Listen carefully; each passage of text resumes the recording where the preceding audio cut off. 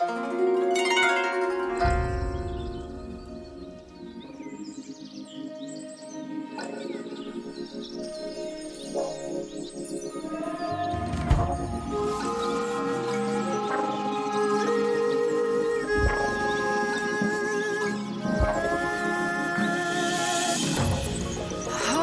on to things just like they give me breath and give me life. They take my space, don't give me rest, and leave their trace as they manifest. Let's get lost in the tallest trees, the fallen leaves. Forget the cost days, the tangible and terrible things.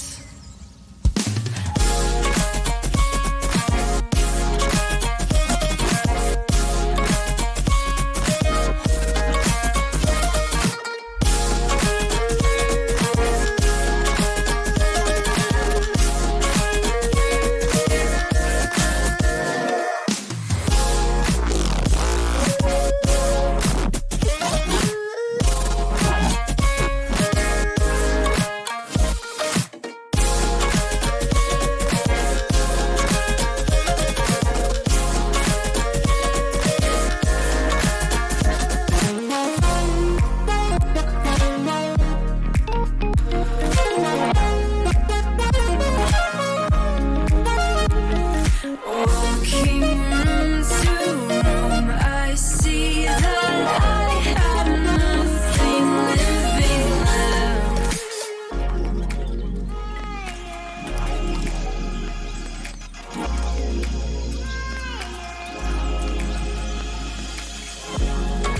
Let's get lost in the tallest trees, the fallen leaves.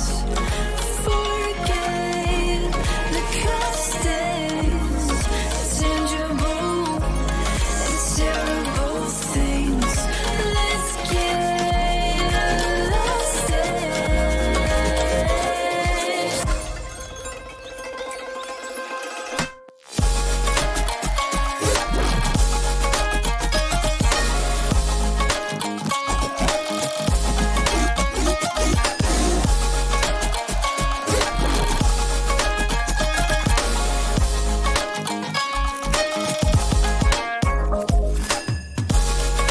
Let's get lost in the tallest trees, the fallen leaves. Forget the cost days, the tangible and terrible things.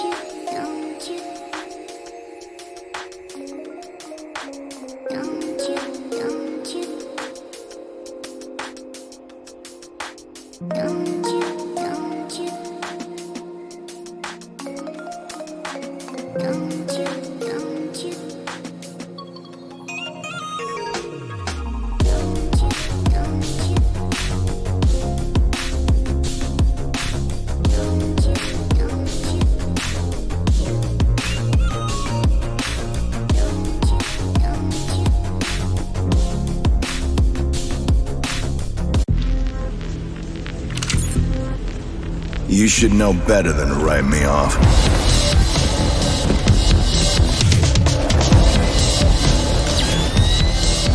Consider this a teaching moment.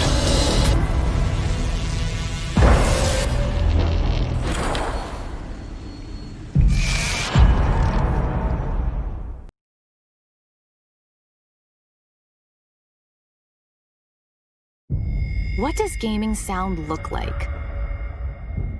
With the JBL Quantum range, it looks like this.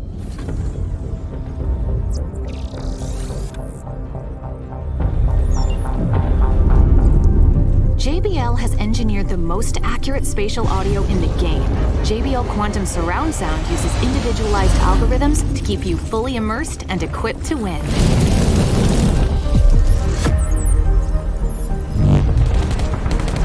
Boom microphone for epic clarity plus echo noise suppression delivers supreme voice fidelity.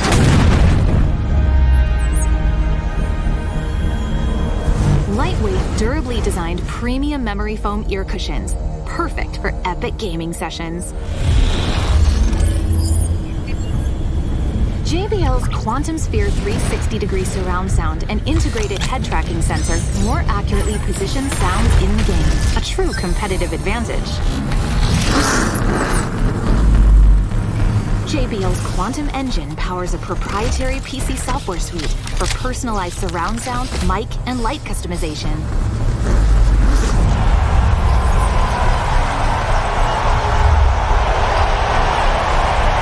Active noise canceling eliminates unwanted background distractions for full focus.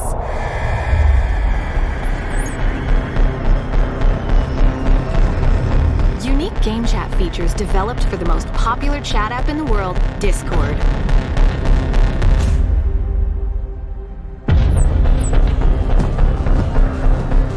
All gaming platforms compatible. PC, Mac, Xbox One, PlayStation 4, Nintendo Switch, mobile, and VR.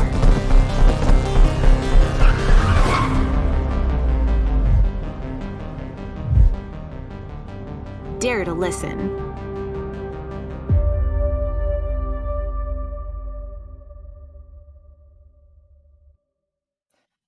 Good afternoon, ladies and gentlemen. Welcome into the Rainbow Six Siege Benelux JBL Cup Qualifiers number 2.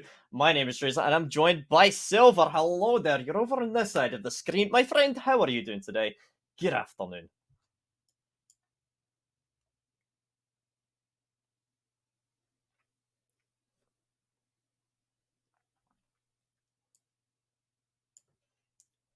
Yeah, I mean, I'm excited for this. We've got a lot of excitement and a lot of thrills in store for us with the Benelux region. It is so exciting with just how much veracity. That's a long, complicated word that I learned today. I don't know what it means, but we're going to throw it in anyway.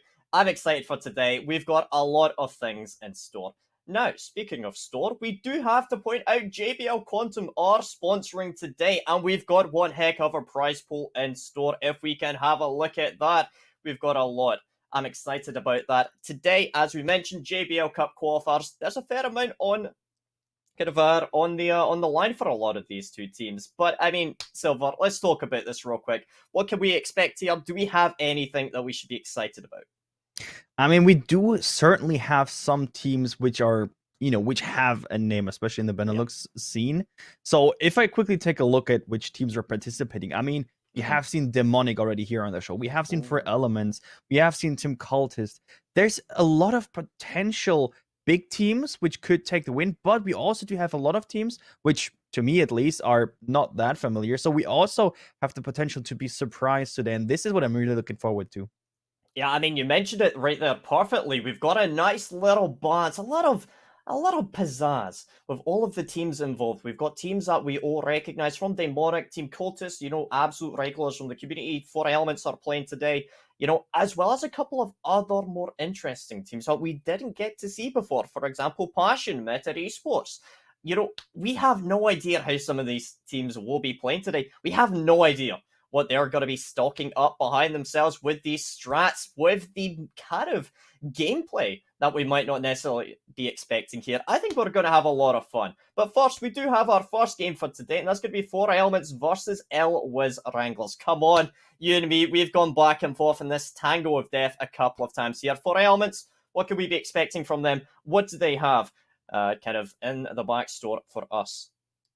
So, I mean, if I look at who is playing among Elvis, like there are some people you might recognize. I mean, especially if you look at Terror and Rhino, it's not people you're like, who is that? I never heard of that. So you kind of can assume how they play at least, right? If you're in the scene, you might know them at least. And okay, hey, For Elements, a well-structured team, a lot of strats. What is their biggest fear? Aggression.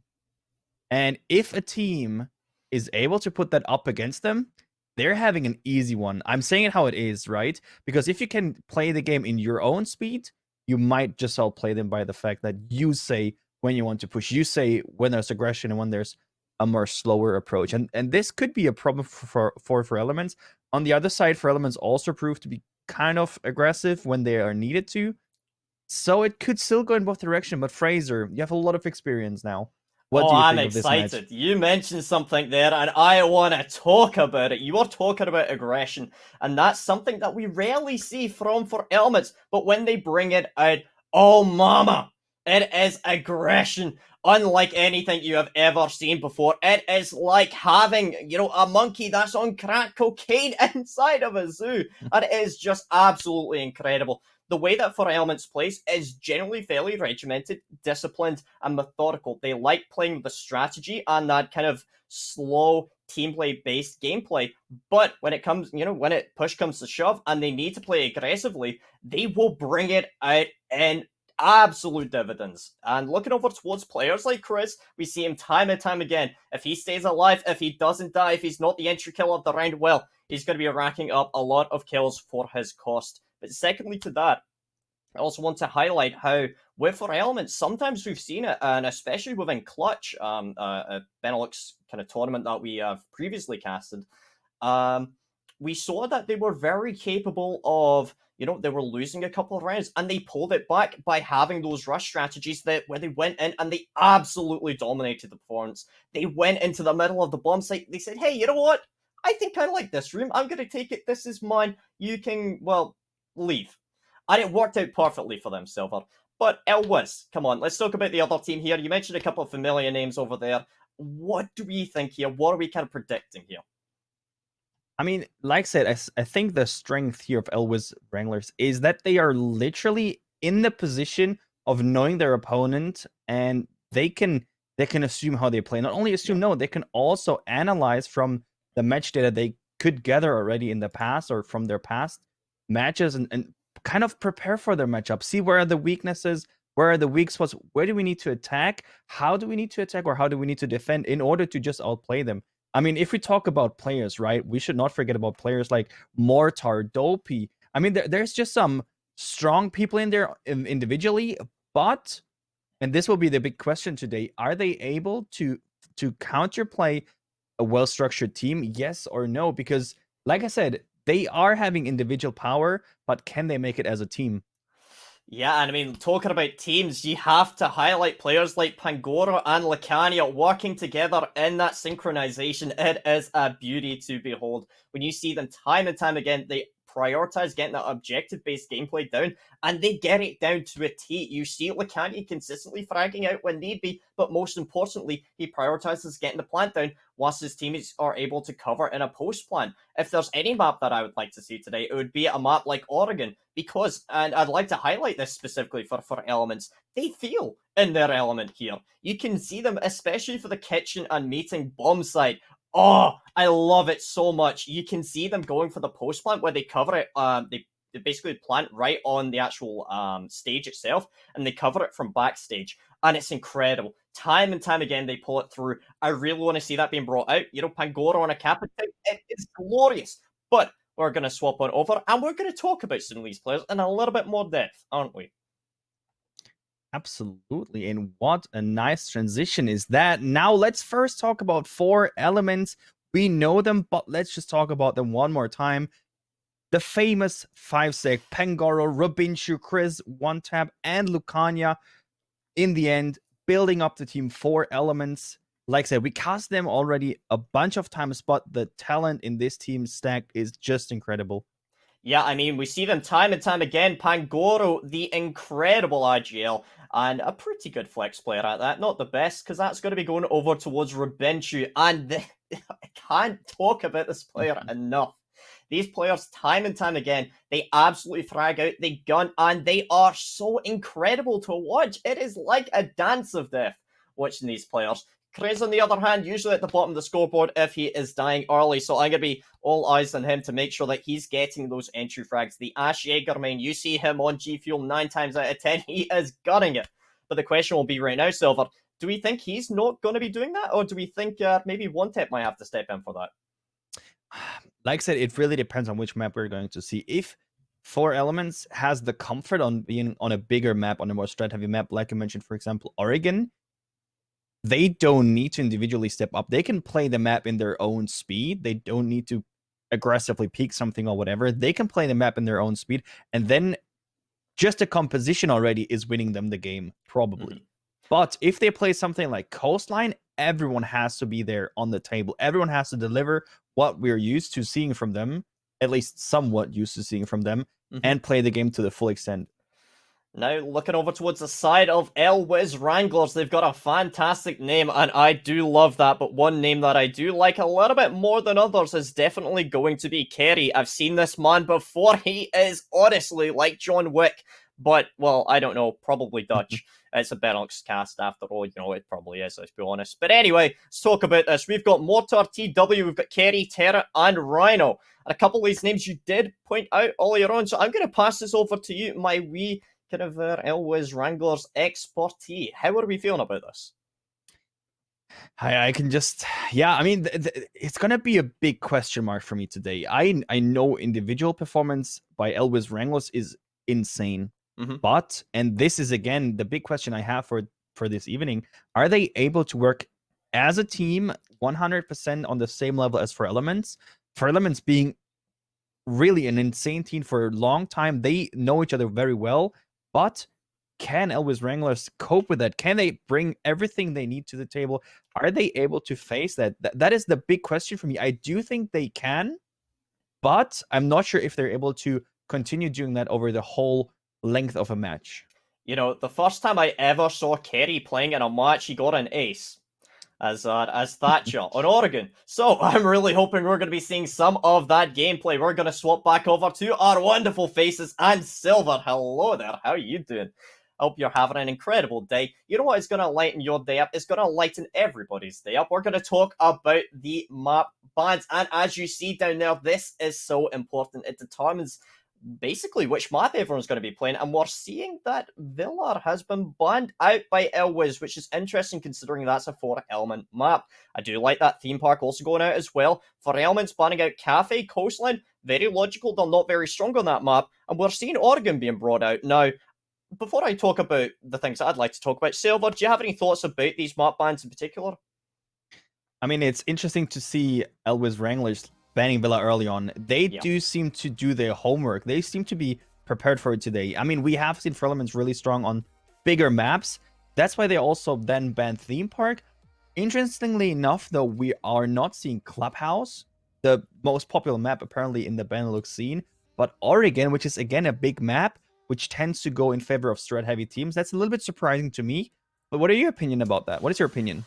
I think that the way that Elwiz is playing right now with the map bans, I think is very smart and very logical. Villa and Theme Park have both been banned out their maps that are very common for Elements. We've seen it time and time again, from Clutch, bi-weeklies, Benelux League to a lesser extent. Obviously, that was a while ago. I think it shows that they've got a lot of knowledge about how this team is going to play. The fact that they essentially allowed For Elements to ban out the other maps, Cafe, Dostoevsky, and Coastline both going out, I think it shows confidence that they know how For Elements is going to play. Clubhouse being the last ban, it's a safe ban going out by Elwiz, determining that they want to play on Oregon. I think both teams are going to be feeling confident about that. It's a map that a lot of teams, hey, it can go either way. It really can. It depends on which team is absolutely going to get, which ones have had their G Fuel on top of their Red Bull on top of their Weetabix. Overall, I think this is going to be quite an exciting matchup.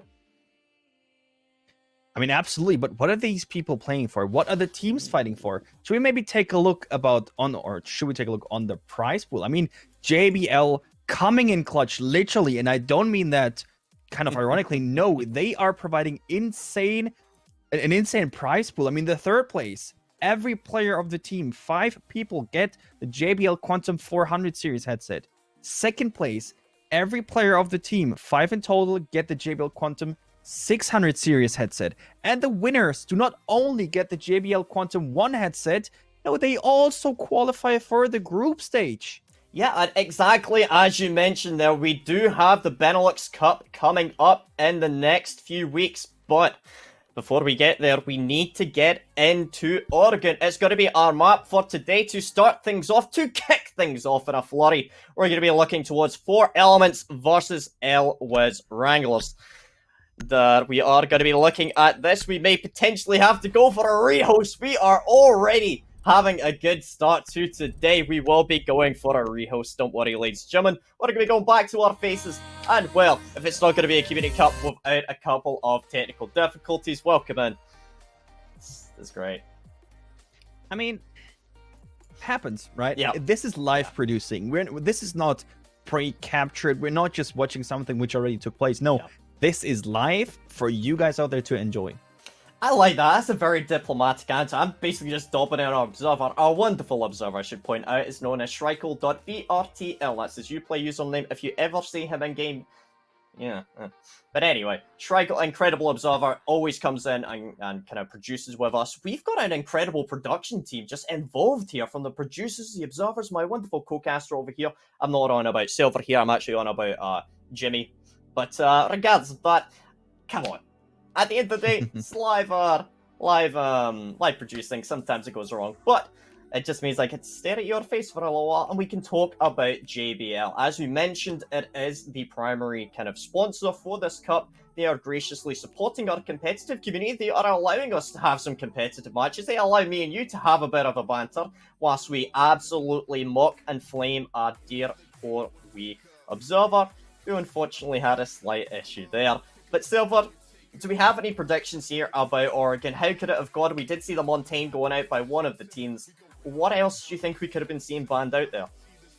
I mean, Oregon being a really big map, you want hard breaches on the map, but what you also want is hard breach denial, sort of. So I'm kind of expecting to see a Thatcher or a Maverick ban. I mean, there's a lot of hard destructibility, and when you can get rid of one of them, the attacker side is definitely having it harder. On the defender side, there are some insane mirror spots. We did not only see that somewhere in other leagues. No, literally the last time we casted Oregon, we did see Mira unbanned, and we did see her literally having a big influence on the match.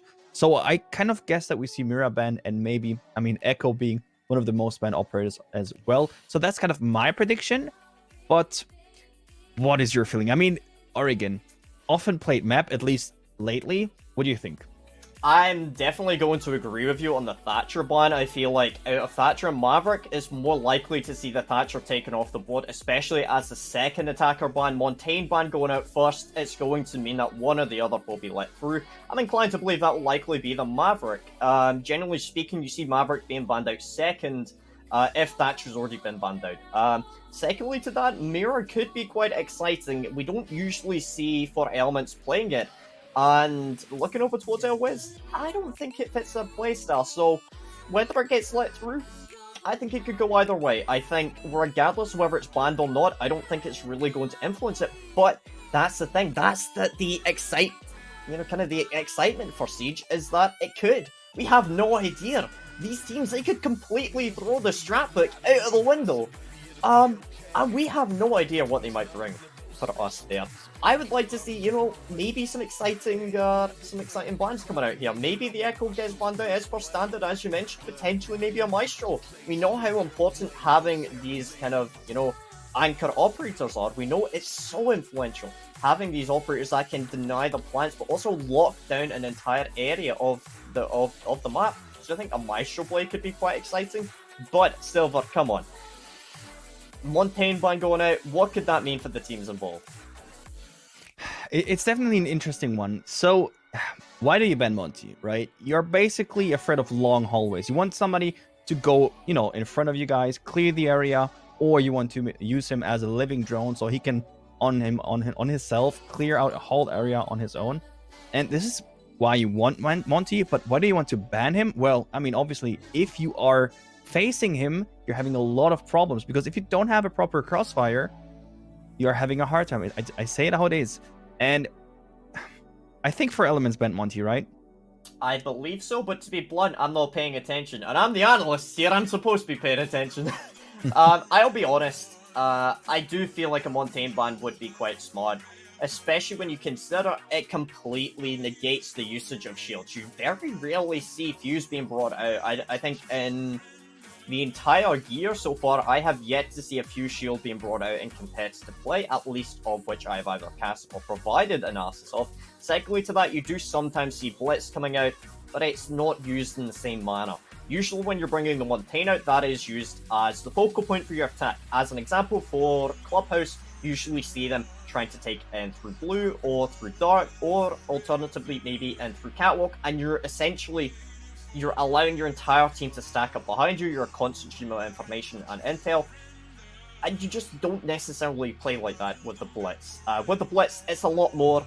You're going to run in and you're going to rapidly take ground and areas for your team, but also secondly to that, you're applying heavy, rapid pressure. Montaigne is more of the, we're going to slowly push you into the line of fire of someone else. I'm not going to kill you myself. Blitz, on the other hand, yeah, he's probably going to run and gun you. As for the Montaigne, I think it's very smart. Do you feel like Hard Breach is going to be an important asset inside of this map? Oregon, come on, talk about that. Definitely. I mean, the main areas or the main entrance points into the bomb sets are mostly created by breaches. I mean, let's talk about it. If they play in the basement, in blue, you want to have that breach. You literally cut the two bomb sets in half. That's why you want to have at least the breach there. You could also go, for example, for a freezer breach. Also a good option. But that's the fact, right? A Monty could just walk in blue and clear out the player in blue, push him back. Maybe you have rotational there, which a lot of teams do, and then reinforce their wall right after. But then you have it cleared. Even if there's a shield, Monty doesn't have to be worried about it. He can just walk through, and that's why you want to ban him, because he screws up your strategy. That is why I think we saw the Monty ban. But to come back to your point with the Heart Breachers, no matter which bomb site you're on, if it's the top floor where you have attic which you want to breach, or master bedroom breach you want to take, the closet breach, there's just a million breaches which are super useful for the attackers. And if you can deny that, I wouldn't say you won as a defender, but then it's not a 50-50, then it's like a 70 to 30 situation. So definitely hard breaches are having a big impact on that map. Yeah, I mean, talking about that top floor, exactly as you mentioned, one of the main strategies that a lot of teams tend to employ, trying to take that kid's bedroom bomb site, is that they will try and pincer, and they'll try and take attic, they'll open it up with usually the Maverick, and then they'll just offer it, they'll do the 2 Maverick blinds, nice little fancy thing, followed up by a Zofia or a Sledge, and then they'll rotate over and open up inside of a closet, inside a master bedroom. If they can't do that, then it allows the defenders to hold inside of attic for a much longer period of time, and it's much harder to push into a safe position to go for plan. On top of that, you then still have to deal with C4s. They're very nasty on that bomb site. You see it time and time again. C4s below, usually with like a Valkyrie or a Bandit potentially, and very easily, that hard breach can turn into a massive waste of time for the attackers. So whether or not that plays into the map, I'm inclined to say it will. Now, I'm aware that you guys are listening to us kind of rant and ramble on for a little while. Apologies, I'm not good with English, I'm Scottish, it's not my fault. We are currently waiting for the service to go back, as unfortunately with Ubisoft, you do need to wait 4 or 5 minutes after a rehost sometimes, which is rather unfortunate, but we are just basically filling time and talking here. We're pretty good at that. I think that's the reason why we're casters. It's because we can just sit here and talk for a little while. But Silver, hi. How are you? How's the weather? The weather is actually fantastic. I mean, if you're living somewhere around, the southern part of Germany, the weather recently has been fantastic. What about northern England? Yes. Oh no. No, it's actually weather, I guess? it's actually pretty nice. Kind of sunny outside. It's pretty nice. I like it. Actually, a bit of a funny story here. I mentioned it on Twitter. Okay. So I went into town today. And as I was walking through town, I noticed a guy in he had like a shirt, a tie, and like a leather jacket, and I thought, he's kind of cute, right? Anyway, so I'm just walking past, and he comes up to me and he's like, give me eye contact. And he's like, hi, and he's like, hi, and I'm thinking he was going to ask me out for drinks. He's like, hi, I'm a news reporter. Can I ask you about bank closures on COVID? I'm like, so on the bright side, wait for Tuesday. You'll see me in the newspaper. I got told that I look terrifying. terrifyingly Yeah, beautiful. like not because they told me, they asked me a couple of questions and stuff for an interview, and they took my photo, and I'm like, hang on a minute, can we just take another photo? You look terrifying. They tried to look less terrifying, and I'm just like sitting there like, but on the bright side, that's enough of us. Let's go back to the game finally. Thank God, we can finally go back in. Welcome in. It's totally not bummed us out at all whatsoever. Don't worry about that whatsoever. We're now going back in. So for elements are likely going to be going with their bans. I believe that it was Elwiz actually that went for the Montaigne ban. I'm just waiting to see here. We'll find out in just a second. And it will be the Maverick being banned out, actually, in kind of contrast to what I had said earlier on. It will be the Maverick banned out. Thatcher's still in play. Montaigne likely going to be banned out by Elwiz. How are we feeling about this? Mav, going. Maverick definitely has a big impact on the map, and if you can get rid of him early on, that is a statement. I mean, now the Monty ban coming in as well. Elwiz earlier banned him, and now we have the confirmation that he will be banned for the match as well. These two operators banned, they definitely... I mean, these two operators stand for speed. Not literally, but on this map specifically, they do stand for speed because Monty has a quick time clearing a spot, so definitely you save some time. Maverick has it on a much faster way to opening a breach, especially when it's banded or K-tricked, so you also save time and utility there, and both of them ban is really interesting and will cost these teams time and coordination. On the other side, the first defensive ban is Mira. We kind of speculated on that. Let's take a look. Who is the last defensive ban? What do you think, Fraser? I hate to say it, Echo, more than likely. And it's not. It's going to be the Clash, which is interesting. Poor, unfortunate here as Montaigne ban. It does target ban out one tap, and I believe also Pangoro every now and then has sometimes played out the Montaigne. In addition, Clash, Lacania, upstairs on that, upper floor. I've seen him time and time again. He's able to waste so much time and utility effectively there, but secondly to that, also being played downstairs inside of Laundry. Elwiz, they're showing just how confident they are down, with a lot of these operator bans. Clash being banned out by 4 elements, I've got questions here. I would have liked to see Lacania bringing out the Clash. I'll be entirely honest with that one. I mean, definitely, but I'm kind of sad, right? My inner self is somewhat triggered. I mean, we have Maverick, we have Monty, we have Mira, and then Clash. Why not a Maestro, just to have everyone with an M band at the beginning of their name? So I'd like to point out, we do have the 2 brand new operators being played out right now. That is Ace and Malusi. With the launch of Shadow Legacy, we now have the release of Ace and Malusi. They are both allowed to be played in competitive play, and I'm excited about this one. Both use is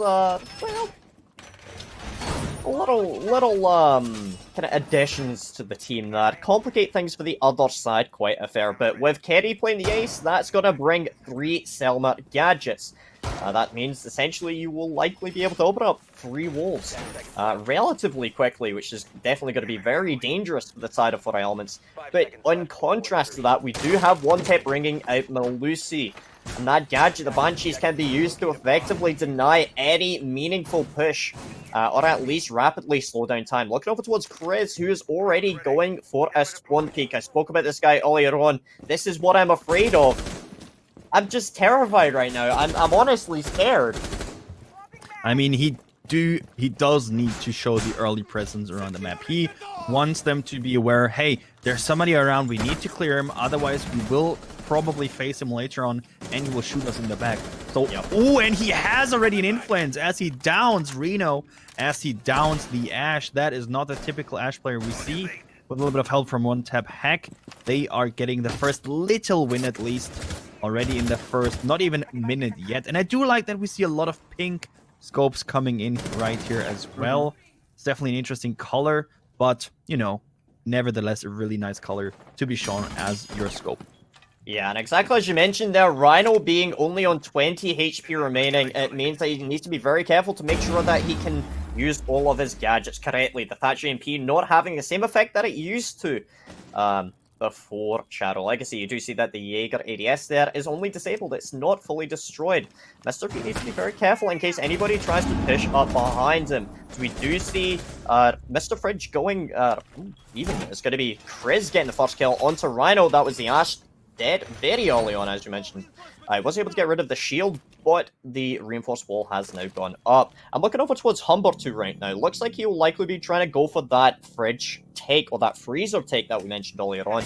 One temple onto a nasty angle as, yep, he's rotating over towards his teammates. Looks like they don't want to go for freezer anymore. As the Ace Selma's gone down, and, yep, nope, Chris, good night. Mr. Feed finding the shot, but one tap hack being right there to refrag. Unfortunate timing for Chris, but he will fall eventually. IQ, oh no, not IQ. What is a teammate? Humberto killing Carry. That is a massive loss already. C4 coming out. Will it hit something? At least not at the very moment. Martar gets ready as well to push into side. He's having the diffuser, so he's definitely in need to be protected when then pushing in. C4 coming in, not hitting. Shots being missed here, but the flick from Humberto. Nice shot onto Pangoro, but he's low on HP now. But the defenders still have a crossfire, and that might be a massive problem when they actually want to plant. Mortar found his way onto site. Will he be able to plant? Cover is there from his teammate, but will it finally and eventually be enough to secure the diffuser? Are they going for frags? Mortal be down from Lucania as I talked about the crossfire. Lucania even peeking more. He's not giving up to find the next frag as well. 11 seconds, diffuser drop. It's up to Humberto against 3 other people. He's trying to find a pre-first Seafer coming in, not hitting anything, but finally he has to push in, and then one tap hack is there to come in clutch and secure the first round for 4 Elements. Spangoro dying second there for Elements. I'm a little bit questionable about his plays there, as he didn't manage to use any of his Toxic Babe canisters. As we all know, smoke 3 Toxic Babe canisters can effectively deny most plants, and area denial as well. It's very important in the dying few seconds of that round. 35 seconds remaining. He would have been absolutely influential in shutting down any attempted plant attempt there. But regardless, they did win that round out, moving them up to kids' dorms. We're seeing a similar lineup being brought out, and again, we actually spoke about it. Maverick's been banned out, and we're seeing Ace and Thatcher being brought out as the Wombo combo. Thatcher was nerfed a little bit. They changed the way his gadget works, so he needs to be a little bit more careful to make sure that he can effectively get rid of any kind of wall denial. Looking over towards Rabinshu playing on the mute. Again, it's also interesting to note that they're not bringing out a Cade or a Bandit, where you generally would see it being brought out on this map. Instead, they're electing to bring Rabinshu with the SAS operator. He's got that shotgun and also the, the SMG-11, and he's just going to put down a mute jammer to try and deny the wall being opened up. It's going to waste a little bit of time, but yeah, I'm excited about this. How do you feel about the Thatcher change? With the fact that it no longer completely destroys certain gadgets, instead it will only disable them for a select amount of time. I mean, I feel really good about it, because, I mean, the further this game goes, right, the more electrical gadgets we're going to see by the defenders. I mean, there's barely any defenders not having electrical gadgets. That's why, obviously, it really makes sense to, yeah, I don't want to say nerf, because it's not necessarily a nerf. It's actually just bringing him back down to the level where he should be. It's just needed, I think. All the gadgets, if you can just toss it there, destroy 10 gadgets, that would just be OP. Because there's not that much effort you have to put in for that. Oh no. Oh no, Chris! Taking down Humberto whilst he was on drone duty. That is unfortunate. Losing the Zofia so early on. Say goodbye to your Zofia lifelines, and Chris potentially about to get a second, or he will maybe lose his life. It's going to be Mortar up to try and reclaim some glory for the side of Elwiz, as he's now going to be going on drones, and potentially Chris will get droned out. If he does have the support, the moral and emotional support of Lucania. We all know how morale boosting Lucania can be at times. Positions given away, and the peak coming in as Lucania gets one. Mortar shuts down Chris, as Pangoro is able to refrag, and a 4v2 situation ensues. Rhino finally pushing it up to the scene of the crime. He is taking his time just to make sure that there's nobody over there. The 2 remaining attackers are split up. They are divided. It's like One Direction here, but in a fire team right now, as Rhino, full health, Katie, full health, but they're not near each other, which means there's not really going to be a refrag potential here. Kerry gets one onto Pangoro, which is going to be the smoke off the board before finally falling to the hands of One Tap, leaving it just Rhino alive. He did die first in the last round, but this time he's going to be the last one standing for his team. Going for the diffuser, picks it up, rushing his way up that main staircase. Position given away, shooting down that Ujama, and he's rapidly pushing in here, trying to make something happen. He's trying to make a magic trip happen. His flashbang doesn't land, it gets caught out by the Wamai Magnet. Rhino, you do not want to push that way, good sir. There is a crossfire and a very angry shotgun in the very capable hands of Rabenchu. Looking over towards Rhino now, he lost a little bit of health in that opening firefight there. Still trying his absolute best. I just don't know if he's going to be able to pull this one back right now. The crossfire held by Lacanier, by Rabenchu and One Tap. It's superb, but it's the shots coming down by Lacania to seal the deal.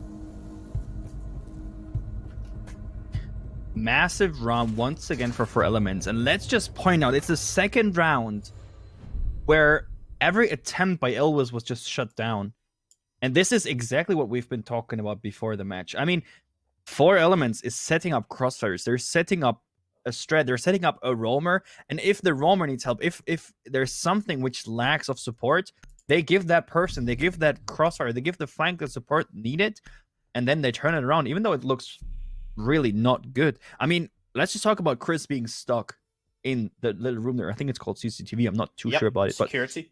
But anyways, he was stuck. He was about to be droned.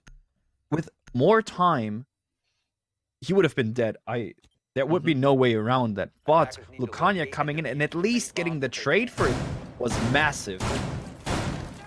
You mentioned something there, and I'd really like to highlight that. The fact that Chris was all but dead in that position there, Lacania pushed down to make sure that they had the crossfire and the refrag if necessary. The fact that they were able to take down Mortar so early on, that's the ace gone, your only source of hard breach. We're already seeing the change up on the side of Elwiz. Are swapping over roles, are trying up something different here. Rhino, instead of playing the Ash, is now electing to play Zofia. They brought out the Nomad in order to delay and deny any attempted roam play or any flanks. Having the flank watch is crucial, and especially when you're looking over towards players like Chris. I talk about this guy time and time again. He's on drone right now. They know he's down there, and this could work out very badly for him. Oh, come on! This is dirty. You're not allowed to do that. There are rules against this. There is a gentleman's agreement that you don't do this, Chris. They know you're there, and you're still gonna do it. Come on! He whiffs it, and he's gonna push away. Rhino on 45 HP and lower, but he's still trying his best. I love Chris dearly, but come on, dude. I mean, he just wants to say, hey, I'm here. I'm aggressive. You cast to say we are not aggressive. We are aggressive. Look at that. Right? Sure, he did not win the gunfight, I was about to say, but then he wins the gunfight. And that is Nomad gone.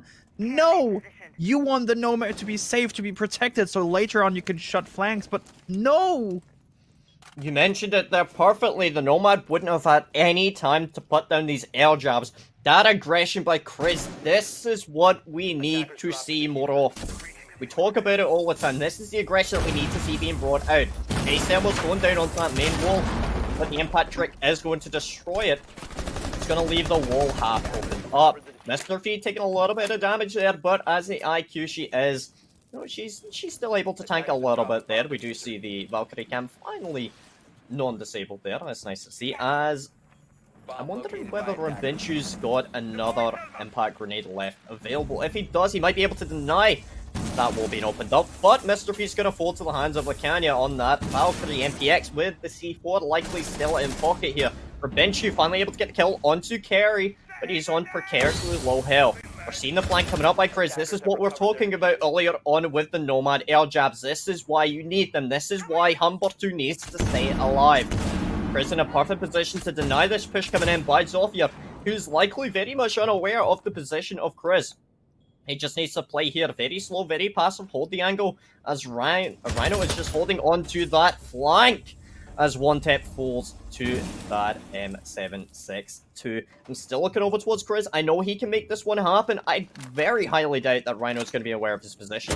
as peek coming in by Chris is finally going to work out in his favor. I'm getting a ping for GeForce Game Ready Driver being available. I don't care about that. I do care about Mortar. Top of the attic right now, limited options available right now, but that AK-12, it is an absolute beast of a weapon. Seeing whether he can get any kills as Chris is looking to go for that diffuser. He's just going to hold the crossfire right now, which is going to put Mortar in a very rough position right now. All three players are very much aware of the position of the diffuser. You can tell with the way that Chris is playing. He's waiting for permission to go for the kill, but Mortar says no. Not gonna happen. Shuts him down with the AK-12, leaving it now. 2 players left remaining, or correction, 3 players left remaining right now. It's Mortar pushing in through. Finally able to get another one, but ultimately it's not going to work out. As for Elements, again, coming in clutch. This round, I really want to highlight that, sure, Heartbreacher, really nice, but I think this round represents how two-faced every breach hole is. Literally, I mean, we have seen the hatch not open by the Selma, only line of sight being open, and he was shot at, right? They did not hit him, but he was shot at. Also, the wall he opened next to Big Tower into meeting, that hole, if that wouldn't have been open, he would have an easier time getting the diffuser and maybe even clutching it. But since that hole was open, the defenders could just wait for him and watch the staircase. He was stuck and yet nowhere to go. And that is the problem when you have a Heartbreacher, especially in Ace, who's not 100% able to open the wall in your favor, but only a line of sight. The line of sight always works in both directions. Yeah, and exactly as you're mentioning there, now the fact that Ace is in play, we're likely not going to be seeing the Thermite brought out by Elwiz. They feel confident with Mortar on the Ace. Fair enough. We'll see how that kind of plays out in the foreseeable. I like the fact that they consistently swap over roles. They're trying out different things to see if other players can do a little bit better. It's also a good way of maintaining mentality there. You know, at the end of the day, if you're playing the same operator over and over again and it's not necessarily working out for you, you might get rather stressed out by that. So the fact Rhino is now playing IQ, we've got Mr. Feet on the Zofia, Humberto is now on on Ash. I like this a lot. Chris, just doing Chris things. This is basically just what we've come to expect right now. He's not landing the kill, but he's able to, you know, waste a fair bit of time right now. They're now going to have to double check that he's not up there. Pushing back downstairs, they've got Pangoro on the smoke. Yet again, likely going to be playing close to the freezer because we know how powerful he can be with that Toxic Babe canister. A little bit of aggression from one tap Heck here to delay the push, at least by a little bit. Drones should be coming in, though, very soon in order to spot the defenders. Blue being attacked as well, as they are going to face that with 2-man. It's kind of a split push down into Blue, down at the bottom of Big Tower staircase. But for now, the defenders did not fall apart just yet, and this is still already a win for the defenders because it's 1 minute gone and still no success in the attacker side. They do have still the shields in place at the bottom of Blue and at the bottom of Big Tower. They're still peeking, they're still aggressive, they're not gifting anything. Now the first shield falls, but somebody might be able to be killed here sooner or later, since Lucania is really exposed, but he does not give up on that. But Mortar will be rewarded with the kill onto him. Lucania, that was a little bit too aggressive, but Mortar collects a kill for him and for his team. It's the first time they're having a massive advantage now, since Blue is almost fully cleared. They could make this round, especially this is the best bomb site for a lot of teams. If they win this, this could still go in both directions. Yeah, I mean, so far, the setup coming out by Elwiz is working out perfectly. Recognizing the position of Jaeger, he's likely going to reinforce that wall. Yep, there it goes. Boto's going to get rid of that shield, and that's going to at least allow them to establish pressure inside of Blue. They still have the ace alive, which means Moto should be able to start applying more pressure here with Kerry there as well. They'll likely be able to open up those site walls. Rhino gets a kill into one tip, which means no more C4 available for one tip. We saw what the man was capable of with C4s earlier on, but the first Toxic Babe canister goes down by Pangoro. It's denying pressure coming in through the kill box, which is important. But look at this, Kerry using his gadget, the EMP grenade, to get rid of, at least disable that signal jammer. Mortar's going for the plant, but he's killed off by Chris on a 3k right now. As another Toxic Babe canister goes down. They have the position of the diffuser, which means that these attackers are going to have to rush in and try and go for this aggressive plan. Chris with a 4k right now, he's going for the ace, but Pangoro says, you know what, lad, not gonna hurt him on my watch. shuts him down, and for Elements, it looked as if Elwiz were in a good position to go for that plant, but you know what? It all started to fall apart. 4 Elements are in the driver's seat of this race, and they are saying, hey, Silver, you know what? I think I want to win this one.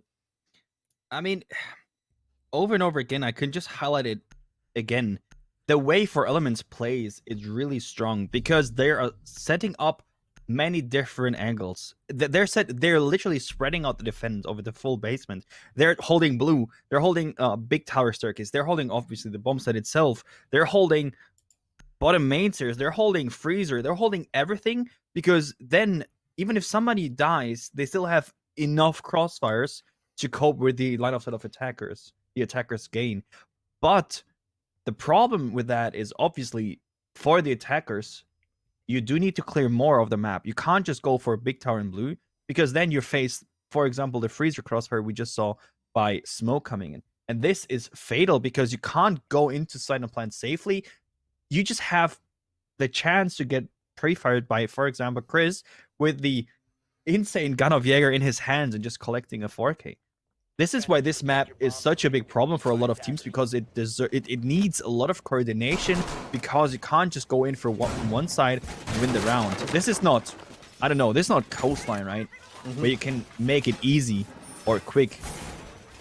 So, one thing I'd like to highlight with the way that Elwiz are playing right now is they are very efficient with the utility usage right now. You see it time and time again. They're able to bond out a lot of the one-line magnets. They're able to, you know, get rid of any deployable shields in the way with the Zofia, the Ash, etc.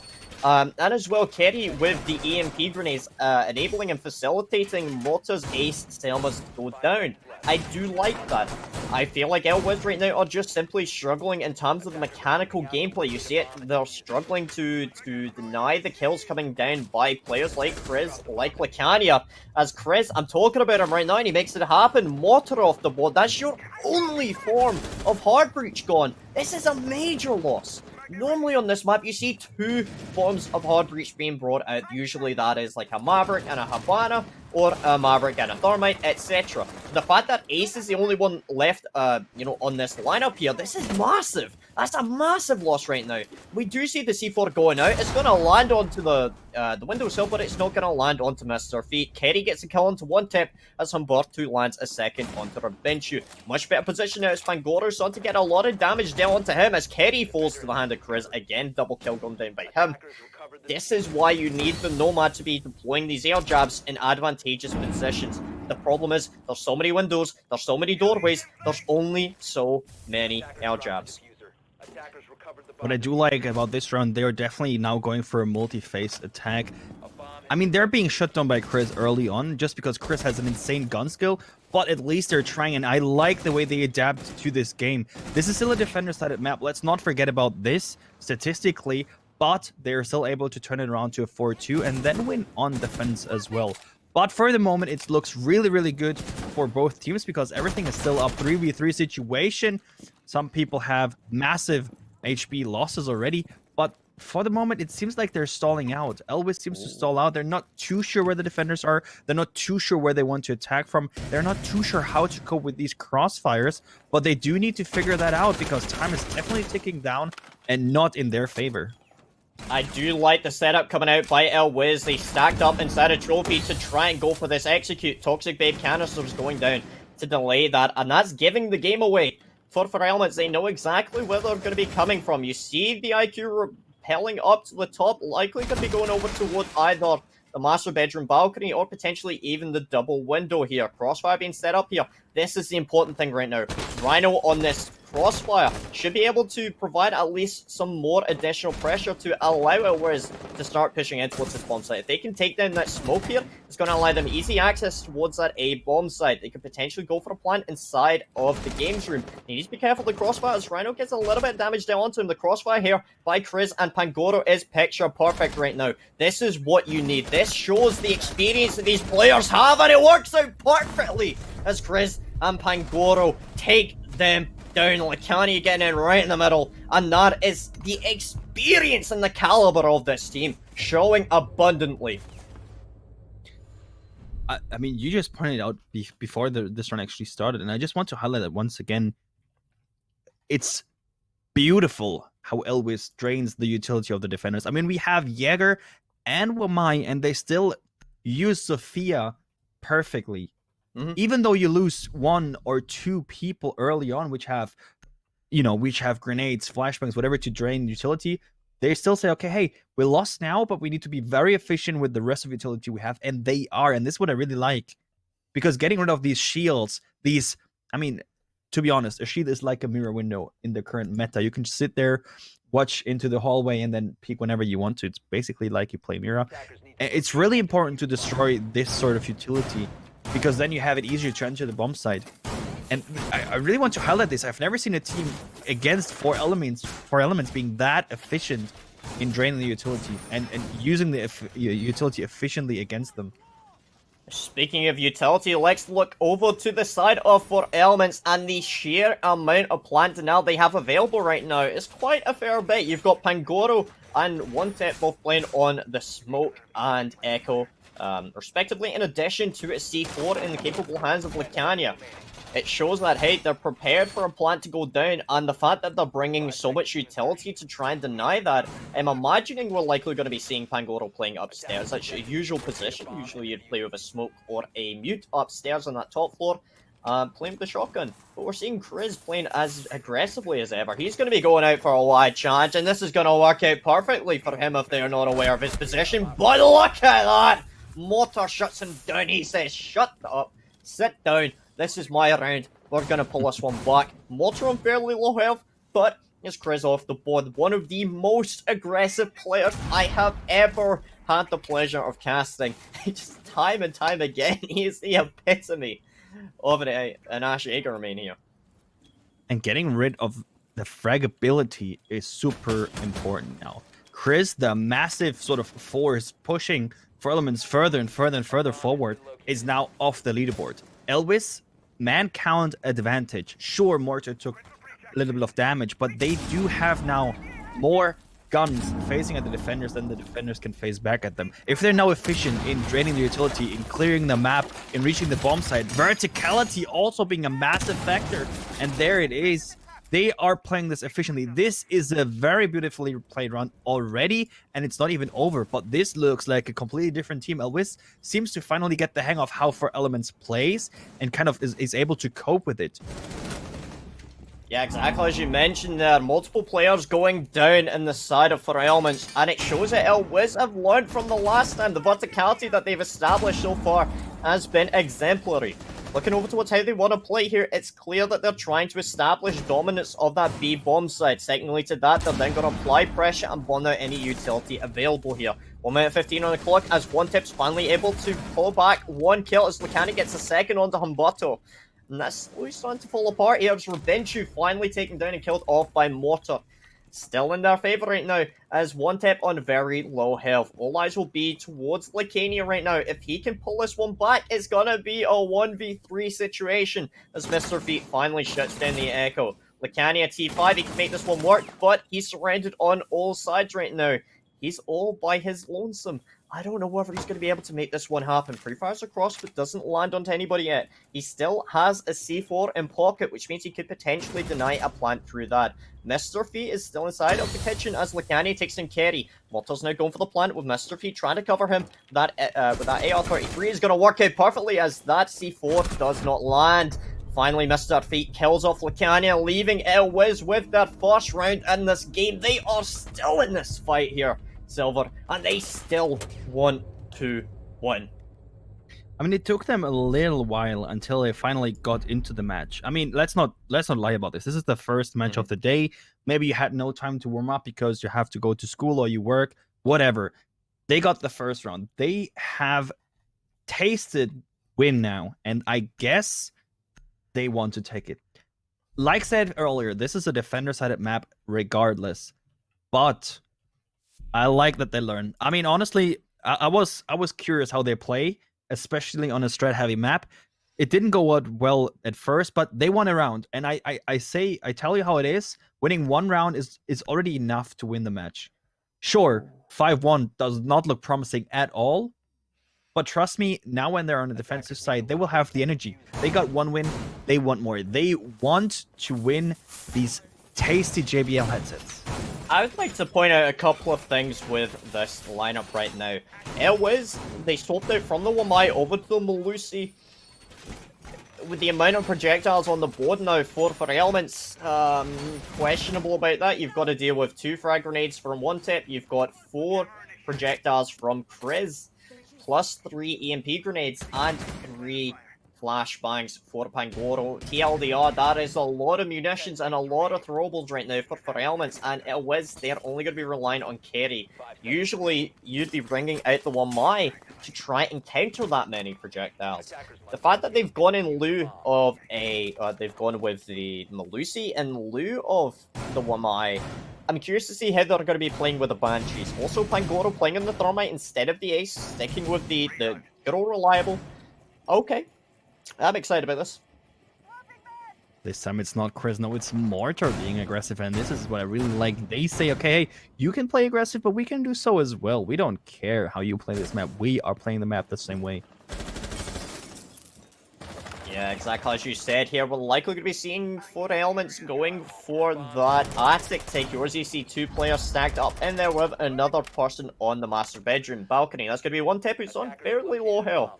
I don't think that's what's supposed to happen. One tip, you're supposed to be the one doing the one tips, not the other team. But regardless of that, looking over towards Kerry, and he is playing aggressively. He's having the time of his life right now, just free-firing across. It's almost as if he's American, just firing straight randomly through a doorway, just for no reason whatsoever. So, not going to work out too well for him. But looking towards Lacanian now, I'm excited about this. I'm looking towards Pangoro. He's going over now towards the master bedroom. There looks like they're not going to go for an attic take just yet. They've opened the wall up. I'm excited about this. Let's have a look if we can real quick to our observer. Can we have a quick look at the attic real quick? Because I think that's the important thing. That's already been opened up, correct? Yeah, that's already been opened up. So that's a very expedient usage of utility there by For Elements. That now clears up For Elements to then start pushing across, and the second wall has been opened up, I believe, inside a closet. This is important. Look at how efficient this has been by For Elements so far. Burning out a lot of utility in the middle of the bomb site now, as that's going to be Kerry trying to stack up beside the doorway of Lacania. I'm liking how this is being played out right now. I imagine Mr. Feet is going to be pressured out by Rabinshu and Kriz. If they can do that at the same time as Lacania pushes in, the drone mark coming out by Pangoro, giving it away the position of Humberto and Kerry, I believe, here. And that's going to be Lacania getting the first kill onto Kerry. That is going to kick things off, and that's going to light the spark of this gunfight as Lacania takes in Humberto as well. The crossfire coming down by Mr. Feet. And this push was a little bit too slow and sloppy as Rabinshu finally takes him down. 4v2 situation, C4 goes up, but it's not going to land onto target right now. Water pusher across, spots takes down the Yana, but in a 3v1 situation, they know his position. He's all on his lonesome. And again, 4 elements are in their element. Is there more that we can say about that round other than pure obliteration? That was a perfectly timed round, as you pointed out already. I mean, they got attic super early on. They got the master bedroom breach as well. They were really efficient, especially Lucania, of course, winning in the gunfights. Coming in superb is what you need. On the other side, Mortar, good attempt of actually flanking through master bedroom, coming in from behind, but it was kind of expected, especially since a player died there already. So, yeah. Kind of an unfortunate situation for Elwis, but nonetheless, 6-1 still winnable. It takes him now 5 rounds in total right in a row to push this back to overtime. It's a massive effort. No. Fraser, what do you think? Are they able to do that? I'm going to be really brutally honest with you right now. 4 elements lost in the last qualifier 7-5 to Bulldog Esports. They lost 7-5. In their one and only map that they played in qualifying number 1. 4 elements, they need to show and they need to prove that they are here to stay.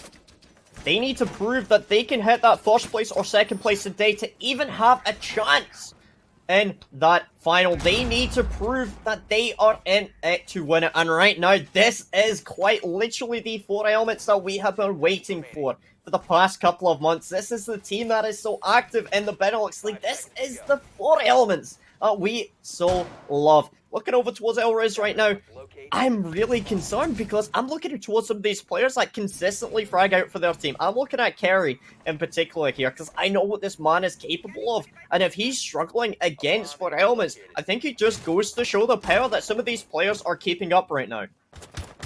Absolutely. Let's not lie about the fact that 4 Elements is a little bit of a star, at least more well known within the Benelux scene. So the pressure is definitely on their shoulders. Let's not lie about the fact. But nonetheless, again, as it looks like 4 Elements looks to be setting up for a split push. Again, we see Attic. Again, we see Armory. Again, we see the master bedroom balcony. So probably some sort of same approach to the map as we did see in the last round. Interestingly enough, though, from Elvis, we do see the same bomb spot brought into it again. That is definitely interesting, but the Selma working out beautifully as it opens without any interference the attic. But to be blunt, I think it was only 2 of the explosive... No, it was all 3 of the explosive canisters. So the first little win is there already for 4 Elements with a really good time. Really good timing, to be honest, but they don't seem to be aware that Mortar is super close of actually coming in dangerously close, and yes, he will, but with a C4 lands the shot onto Rabinchu, and that is the Thatcher gone. Chris gone as well from the leaderboard. Humberto White picks him with the MP7 in hand. That is a beautiful double frag here from Elwiz as a team, and that is massive to influence this round. 2 players are now down, 4 for Elements, but Kerry, look at that, as one tip takes down Mortar with that frag grenade. He says, you know what, let's just put it through the hole. I don't even know how that works out, but I'm excited to see the results of it. As Humberto takes down another, leaving it now up to one tip and Pangoro. C4 whiffs onto the windowsill, leaving Pangoro to push up onto the roof now. One tap down below. He's hunting wabbits right now, and it's looking over towards Kerry. Not landing the shots that he needed, and he's going to push on back. SMG-11 in hand. He's pushing across. He wants to make this happen, and he's going to take him down on a double kill right now, making up for lost time. Both of these teams are at full pace. They want to win this one round, because if Elwiz are able to secure this round, they're going to be able to push it on further. But the pre-fire coming out by one tip on a triple kill. Equalizing the score right now, 20 seconds remaining. This is do or die for their team. They need to make this one happen. We're seeing the rapid rotate coming in by one tip to push up with Pangoro. They're trying to push on in through that white staircase. This is it. They need to make this one happen. Pangoro takes the pre-fire, but Elwiz are still in this round. That was so close, but Rhino and his teammate were able to pull it on through, and that is the aggression that we need to see. I am a little bit astounded by the shots for Elements did hit, but I am really happy for Elwiz that they actually managed to win another round. 6-2. You were kind of thinking that 4 Elements is going to take it. Honestly, no. Elwiz, they're still alive. They're still here. They're not giving up yet. They're showing the Benelux fire. We are not giving up. We're not giving up on anything, right? We're fighting till the very end. And even if it takes us a lot, that is what they just showed us. And this is what I really like. I mean, I'm just astounded, honestly. I think one of the biggest things that I've ever noticed about Benelux teams, they are honestly about as aggressive as a raccoon that's been at the McFlurry machine in a disused McDonald's. Yes, you can quote me on that. Excuse me, can you please elaborate that No. metaphor a little bit? No. Okay. But anyway, looking over towards how both of these two teams are playing, they are just so aggressive, and you can see that it's working out in their own individual ways. The knowledge of some of these players has been insane. I'd like to point out one round in particular in that last round, or one kill in particular. They had one tip with the grenade. The grenade killed the player, the Malusi below, I believe it was Mortar below, downstairs, because it fell through the hole. Yeah, exactly where our wonderful observer Schreikel is showing it. The first grenade went in and it made a hole in the floor, and the second grenade fell in the hole down into the bottom floor. If that isn't the epitome of bad luck, I don't know what is.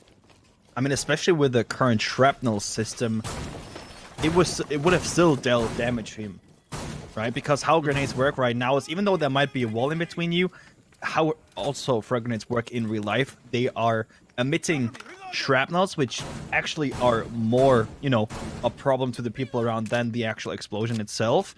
And this is what we see here in Siege right now as well. Of course, there's some really unfortunate kills due to the shrapnel system, but nonetheless, they are really useful, not only in real life, but also in Siege, as we just saw. Interesting push here coming in from 4 elements, and this wall being blown up, and the first frag goes into the hands of Chris. This is a beautiful take, super aggressive, but Reno can be counter-aggressive. Lucania can do so as well. What a slaughter. Looking towards how both of these two teams are playing, this is shaping up to be an absolute massacre and a bonfire of a round right now. We're looking towards Mr. Feet with that MPX to deny the push coming in through Frieza. It's a nice angle being held here. It's going to be very tight, and if he can just hold on to that, it's going to deny any additional pressure coming in through Frieza. Almost said Visa there, and that's a different map, I believe, but I could be wrong. Looking over towards this right now, Spangoro's already going for the plan. Mr. Feet says, you know what? Screw you. That's not going to happen. The Revenge is able to get a refrag, but that's the Diffuser down in no man's land. But Mortar, Mr. Feet, they need to hold it together in a 2v2 situation. Revenge falls, leaving it just Lucania to push across. He made his way in, sneaky beaky like, and he's going to land his own death and demise to the hands of Mortar. And it's all up to one tip as Mortar. He's the last man standing right now. Both players on fairly low health, but with 1 minute remaining. The C4's been wasted. Grenade being kicked out. We've seen what this guy can do with a grenade. It's going to land in the middle, but it's not going to land onto Mortar. And that's going to mean one tip. He's got 1 grenade left available. He's got enough time to go for the trick of the drone. It's going to be like Lord of the Rings. It's like Gimli going in through, the wonderful lands of Moria with that 1 ring. Yes, that's Lord of the Rings. I totally screwed that up. But regardless of that one, looking over towards this second frag grenade going down into Laundry. It's going to get caught out by the ADS. 1 tip. He's not too sure where exactly Mortar seems to be, but Mortar just waiting in the wide, picking in the right moment. Beautiful shot from Mortar, securing the 6-3 and yet not giving up once again. They might be able to push this to overtime. It seemed undoable, but now it gets closer and closer to potential overtime. Elvis, this is what we want to see here, ladies and gentlemen.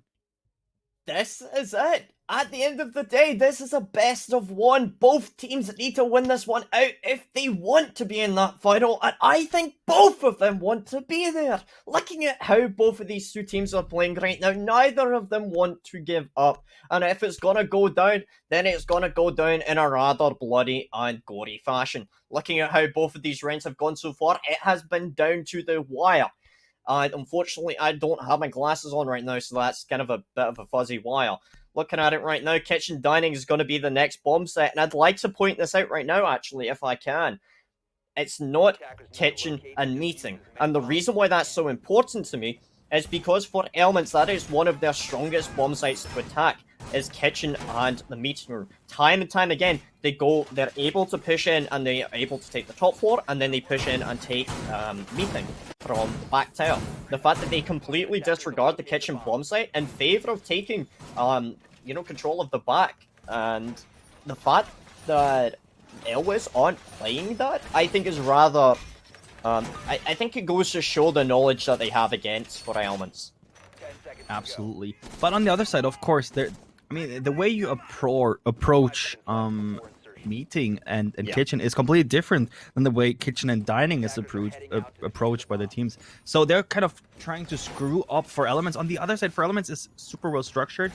They might be able to cope with that, and especially, this is really interesting, they leave some part of the breach open into Smolder to fight back, the angle to being able to fight back. But like said, every hole works in both directions, especially the attackers with the not higher fire rate guns, but with the higher damage per second guns might be a problem when you open a hole for them as a gift. On the other side, Chris says, well, I don't care about the holes you open. I will open my own holes. But Mortar finds the frag onto 1-tap hack, and that is the opening frag. That is Sledge gone. Sledge would have been needed on that bomb site specifically to open a vertical destruction holes. But for the moment, Mortar shows off that they don't want to lose as a team. They are aggressive. They don't want to give up. For Elements, you do need to be creative now in the way you approach this. Yeah, I mean, right now, lack of a refrag right now is working in favor of Elwiz right now, and they're able to hunker down on the, the B bomb site right now, holding just behind it as Mortar takes in Krez. That's the second soft breach operator down, leaving you with just, well, Rabinch, Lucania, and Pangoro left standing here. Time slowly taken away. There's going to be another player falling to Humberto right now. The 6-3 is looking closer to a 6-4. And this is starting to look a little bit iffy and quite a bit whiffy. Humberto finally down by Rabinchu. EMP grenade goes down as well. And I like the fact Rabinchu is playing with that AR-33. He needs that ACOG that unfortunately Thatcher no longer has on the L85A2. I do like that. Pangoro's now going for the wall. They're going to have to throw a second EMP grenade just to make sure that that signal disruptor is no longer there. Doors opened up. B bomb site's now open for exploitation here, but they need to be careful of the Rook. Playing with that P90, I believe that is, or the MP5. I can't quite tell right now. So that's going to be the Thermite getting a fair bit of damage dealt onto them. Still got time to try and apply this pressure here, but I'm looking over towards Rhino above inside of Attic with a potential C4 as Kerry takes in Pangoro in a 1v4 situation. Rabinchu, I think this is highly unlikely here. Gets one kill to par his stats, but 35 seconds remaining. Still locked eyes on that hatch, and there's nobody over there. Rabinchu, is he going to be able to make this one happen? Well, unfortunately, I very highly doubt it, unfortunately, here. Mortar already pre-fraying because he has the game knowledge and the sound cue, of course, to give away where he is coming from. But then Rhino with the SMG-11 is there just to secure one more round. You pointed out 6-4, just 2 more to go to overtime. This is getting really close. Ladies and gentlemen, please let us know in chat. Do we see an overtime, or is For Elements just able to say, well, we had our fun. Let's just finish it here. What do you say? Ooh. People out there, please let us know. Am I allowed to answer that? Sure, please. Yes. Either or. I don't yes. know what I'm answering. But anyway, looking over towards it right now, I can actually give you guys a little bit of an update here in one of the other matches that has already finished here. Great She Warriors versus Team Cultist. Do you want to have a guess? What do you think the scoreline is going to be? 7-5 Team Cultists. 7-3. Great She Warriors. Team Cultists, a regular on these casts, unfortunately lost 7-3 against Great She Warriors, which I'm kind of excited about that one. I mean, that is the first surprise today. Maybe we're seeing the second right now. Like, I know a couple of the players on Great She Warriors, Suki, Hughes, and also Draxton are all playing on that lineup, so I think that's going to be very exciting. There's a fair bit of talent on that team, so that's definitely going to be one to keep our eye on right now, but we can't get away from it right now. 6-4 is the scoreline, and it's match point for Elements, and it's slowly starting to feel like they're losing a lot of the momentum and the energy that they had. Absolutely. And as we were talking about updates, do you want another update as well? Of course. Meta Esports against Passion, currently 6-4 for Passion. Not quite sure why they're sure why they're calling for a rehost. Oh, they're calling it for a bug, so I believe they will be able to call out rehost. That's fair enough. We're gonna go back to our wonderful wee faces here, as there was a bug. That's entirely fair for them. So yeah, we will be going back to our wonderful faces in a second here, provided that our wonderful producer is still alive and at his desk. We'll find out the rehost is allowed, and I'm hoping that our observer is there and our producer is there. Welcome back, ladies and gentlemen. We're still here. My name is still Fraser, and I believe your name is still Silver219. Hello there. What an incredible match that we've been having so far. We are going for a quick rehost just there whilst we sort out the things with the game. I mean, let's not lie about it, right? It's super important to play a match on a fair basis. That's why we're having this rehost. I mean, a bug can happen to literally everyone in every league, in every level of gameplay, but we want to keep it fair. That's why we have it in the rules that for a bug like this, we are having a rehost. So this is fair enough for the players to call for a rehost. And this is why fair play is so important in Siege. Yeah, I mean, exactly as you mentioned there, competitive integrity is everything, and it's something that we all aspire for within the Benelux region. We've got so many competitive teams, but also a lot of veteran teams mixed in with some up-and-comers. One of the best things that we could ever do, especially in these competitive events and these community-level events, is to make sure that some of the players that are coming in for the first time, they recognize, hey, you know, at the end of the day, we're all here for a fun time, we're all here for a fair time. At the end of the day, these things happen. Both teams are allowed to call for one rehost, I believe, per team, per map, so that's entirely fair for them. So we're going to talk about the map right now. 6-4 is the scoreline, I believe, right now. Silver, I'm starting to feel like a lot of the energy that For Elements had, I'm starting to feel it slip away. Absolutely. I mean, they started early on with a 5-1 into the round swap, but then as soon as they had to attack, they were struggling, and they still are struggling.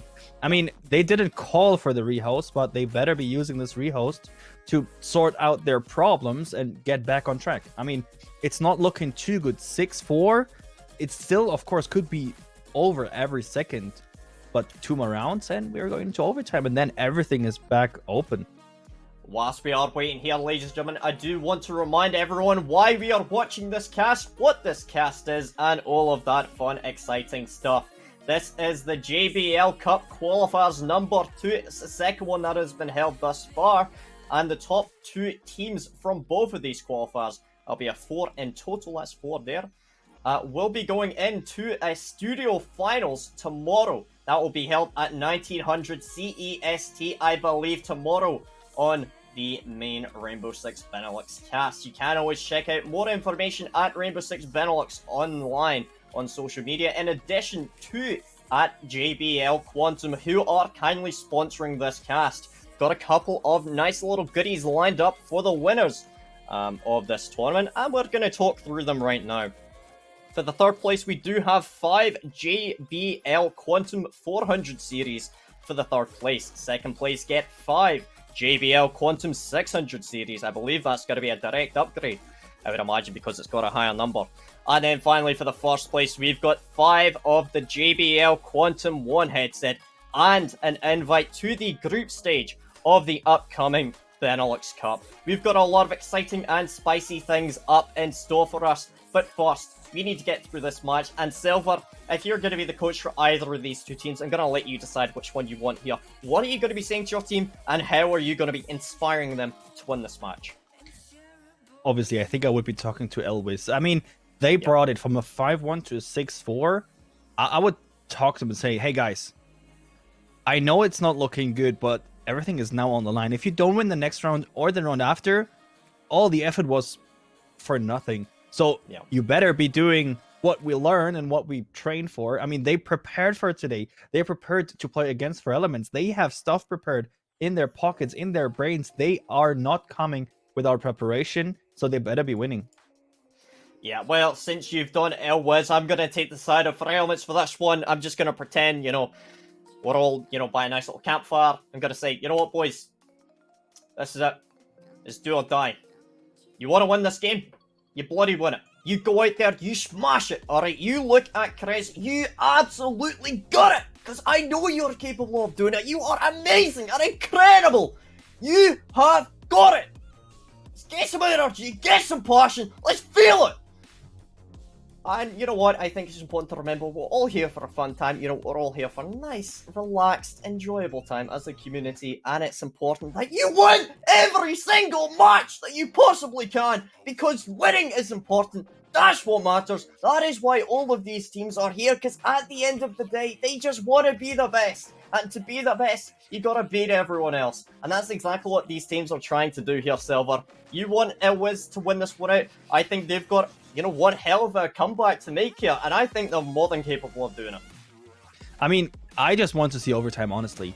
I don't know which direction it could go if we do see a potential overtime, because we did see a really strong For Elements, but we also now, as the round swap kicked in, see a really strong Elwiz. What I do want to see is them fighting again on a fair level in overtime. It's kind of a reset, right? Because then it's not like one round win and the match is over. On overtime, they have equal chances of winning, and then they do have to fight for it. If you gift a round away, it's potentially over. Yeah, so just for clarification here and for full transparency right now, ladies and gentlemen, we did go for a rehost because one of the players was having an issue, and then secondly to that, we then had the lobby bug where you can't actually start the game, I believe, which then meant they had to remake the lobby again, and unfortunately they can't do that yet because there is a 5-minute cooldown. Yay, it's great. Full transparency for that one, ladies and gentlemen. Unfortunately, that's just the nature of technical difficulties sometimes, which means me and Silver get to sit here and talk for a little while longer. We've already spoken about the weather. Let's talk about food. What kind of food have you eaten today, Silver? Honestly, just a sandwich. I was kind of nervous and just looking forward for today's cast. I mean, I did work a lot, but I was just hyped, so I didn't want to cook and waste a lot of time. I wanted to prepare because I am sitting here joined by you, or I actually join you, because we enjoy Siege. We enjoy talking over Siege. We enjoy watching insane players. So I just had a winter meal and it was just a sandwich. What did you eat? I want you to go into your kitchen right now and go get some food. No. Alright. Casting is more important. I can't really complain, you know. All I've really had to eat was a packet of, I can't say the name due to, you know, licensing. That's probably not a thing. But I've got some snacks here that I'm very much looking forward to and kind of stuff in my face every now and then, like a hamster. But, well, you know, a bit beardier. Do hamsters have beards? Have you ever thought about that? Well, I mean, they're hairy, so kind of. Well, I mean, I their guess whole body is a beard, technically. I want people's opinion in chat. Whilst we're filling in time, that is so abundantly clear that we are just wasting time here. I want to know people's opinion. Does a hamster have a beard? Can you technically say that a hamster has a beard? I think so. But regardless of that, Agree. right, 6-4 scoreline. I'm inclined to say I think we might go to overtime. I'll be really honest. The way this game is playing out right now, either 4 elements are able to pull it back right here, right now, in this next round, or we're going to overtime. I mean, if I'm fully honest, right? If I take a look at which bomb sites are available for Elvis, we do see Kitstorms being available again, but the first time it did go in favor for elements. But we also have kind of, I mean, I don't know, kitchen and meeting obviously available, but if they pick that, it could be faster over than they could say Elvis. So I don't know.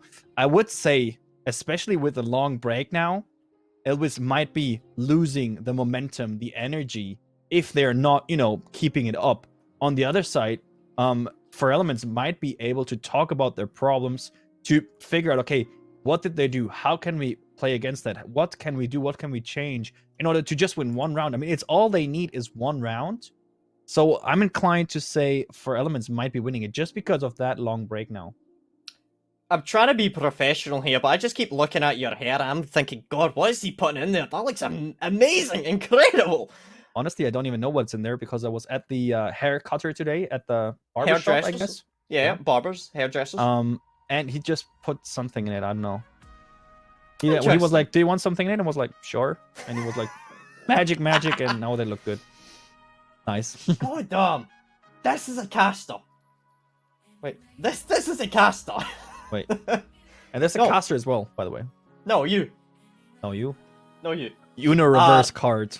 So whilst we're sitting here, ladies and gentlemen, this is a perfect time and a perfect opportunity for you to check out some social media stuff right now. This is still a time of the year. Please definitely remember to check out at Rainbow Six Benelux on social media, in addition to at JBL Quantum on social media as well. Twitter has been absolutely superb. We can go back over to a thingamajiggy right now, and we're back into the game. We are back in action, and I hope to God that is the last bloody rehost, because I am done with that. There's not much more weather talk I can do at this point. Fraser, how hyped are you for this match? Yay. Wow. I expected more. I'm very hyped. Real talk, okay? I'm incredibly hyped for this. I always love these teams. It's a pleasure to see so many recognizable names from our community playing in time and time again. It doesn't matter which team it is. It's just a lot of fun, and it's always enjoyable. Looking over towards this right now, we do see Kerry kind of tagging the line right there, trying to figure out which operators he can and can't play. As a reminder for anyone in chat, you do have to play the same operator from before the rehost, which is why everyone has to play the same way. They have to do the same things just to make sure competitive integrity. It's good. Absolutely. And if we take a look at the lineup itself, we do now see a Kate being brought. We do see Umberto bringing a Bandit. So definitely some sort of mix up to the lineup we did see earlier on. On the other side, if we take a look on which bombs that we're playing, kids, dorms, this did go in either direction. The first time Elvis played it, it did go in favor of 4 elements. The second time, they managed to take the win on it. Now, I guess it's going to be the decider. Who is better on this specific bomb side? Mortar tossing out the cam just to have these control and maybe even a potential run out, of course, come in. But he decides to play it safe, at least for the moment. And, of course, to protect the cam. Lucania, though, could be able to find the cam, but with being far away, he probably is not able to see it. So we did hear one tap shooting out the default cam, but with where Lucania is right now, I don't think they're really going to be looking over there unless they knew. I imagine that one tap gave the call out that the door is open. They could, you know, kind of assume that they probably just were at a cam. That's very logical considering the positioning of it. You know, door is opened up. Okay, let's throw over the IQ over there and see what we can see. But unfortunately, they're not doing that right now. The IQ is not going to be aware of the camera, and we've got a reverse repel Batman-style Chris here, giving away the position of the Jaeger. Those yellow pings coming in perfectly here, and it looks like Kerry wants to play aggressively, and that's not going to work out. As unfortunately, nobody's going to challenge him right now. All right, shots being fired into either direction, but for the moment, not landing on anything but just barricades. But finally, Robinchu, and this is what I really like about the new HUD, takes a little bit of damage, but Chris will be the one to open this round. Carry gone, Jaeger gone, and a good fragger gone. This could be hurtful. Still more people peeking into him, but he is prepared for that. Takes a little bit of damage in the act, but he stays alive. Gets rid of some ADSs and utility of the defenders, Bob Wire here in this specific case. But for the moment, it's looking really, really good for Elements. It's just the one round they need to win it. Take it or not. It's up to you guys. So my eyes right now are gonna be on Mortar right now. He's below, ready for that C4 in case anybody tries to go in for that closet. Well, they already are aware that they've had pressure there before. This is it. This is what we're talking about right there. Pangoro goes up in a ball of flames, and that's also the diffusal down. If they were aware of that, they could potentially hold it, but they're not. Robinchu's going to have to go retrieve it, which is a little bit dangerous. Lacania takes in Humberto, which is the bandit off the board. Rhino refrags onto Lacania, leaving it now in a 3v3 situation. A lot of players are now down, leaving it up to Chris to fall at the hands of Mortar. A second one potentially going down there is Lacania. He just can't make it happen. I'm looking over towards one tap, and he just can't land the shots there, even with the pistol. Time split's starting to fall apart here. Robinchu and one tap, they need to get some aggression. They need to get a bit of gravel in their core to make this one happen, to make this one work. Robinchu pushing down, Diffusor down in a 1v3 situation. He gets one. Can he get a second one? No, he can't, as Rhino shuts it down in a round that was so close and yet so far there for Elements. Ladies and gentlemen, one round away of overtime. I honestly did not expect that to go in this direction. 5-1. Then we did see the 6-1 coming in from 4 Elements. Now we're at 6-5. 1 point away of overtime for Elements. Oh, what is different? We're halfway there. Whoa! Looking at the scoreboard right now, it's currently 6-5.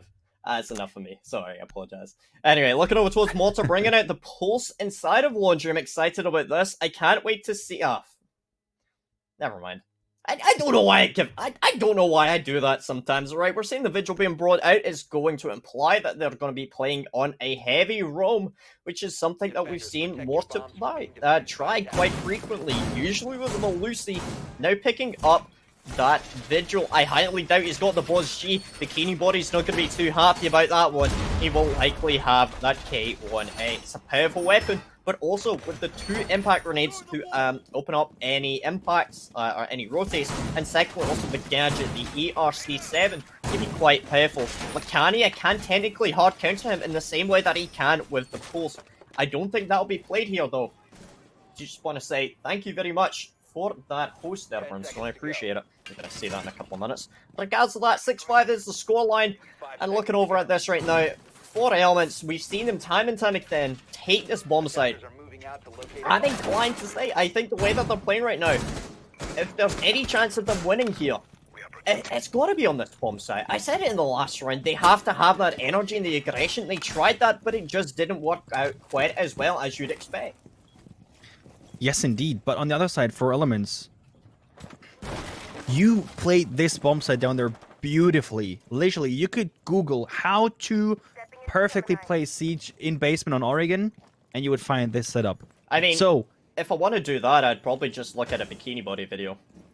fair enough. But the first one getting really close into the action is Mortar, but he's at first only able to find the Gemini replicator and not a frag just yet. I bet he was a little bit happy, but then thought, just a duplicate. Either way, he did sort of destroy a little bit of utility because now it takes a lot of time. And the frag, though, coming in from Lucania onto Mortar.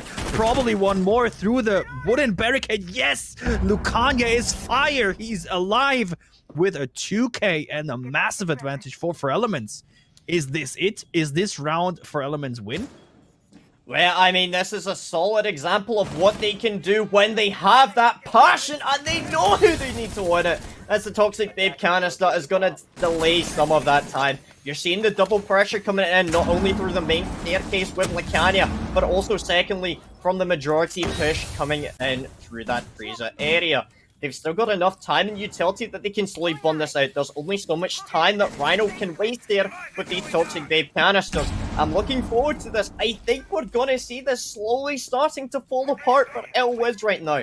I'm looking towards that little hatch right now. If they're able to push in that main staircase, that's exactly what we need. Rabenshu taking down Rhino. The collapse is coming in with Rabenshu getting another. Kerry takes down 2, but in a 3v1 situation, this is all but not right now, as Rabenshu goes for the plant briefly before going for it a second time. We've got a couple of players on that Overwatch to make sure the crossfire is being held, and finally they pull it through. Lucania with a final kill of that round, taking down Kerry. It took them long enough. Let's bloody go. Unfortunately for Elwiz, that's going to be 4 Elements winning in a 7-5 scoreline. And that is indeed the win for 4 Elements. It took them a while, I'm sorry to say. But finally, here you have it. All you fans in chat probably being a fan of 4 Elements. There you have it. Elwiz beautifully played. At first, it didn't look too strong, but you turn it around. You proved us what it can look like if you have the fire and the energy to just pull it back round after round. You were super close of actually making it to overtime, but then in the last round for Elements was just, I don't know, getting back on track, I suppose.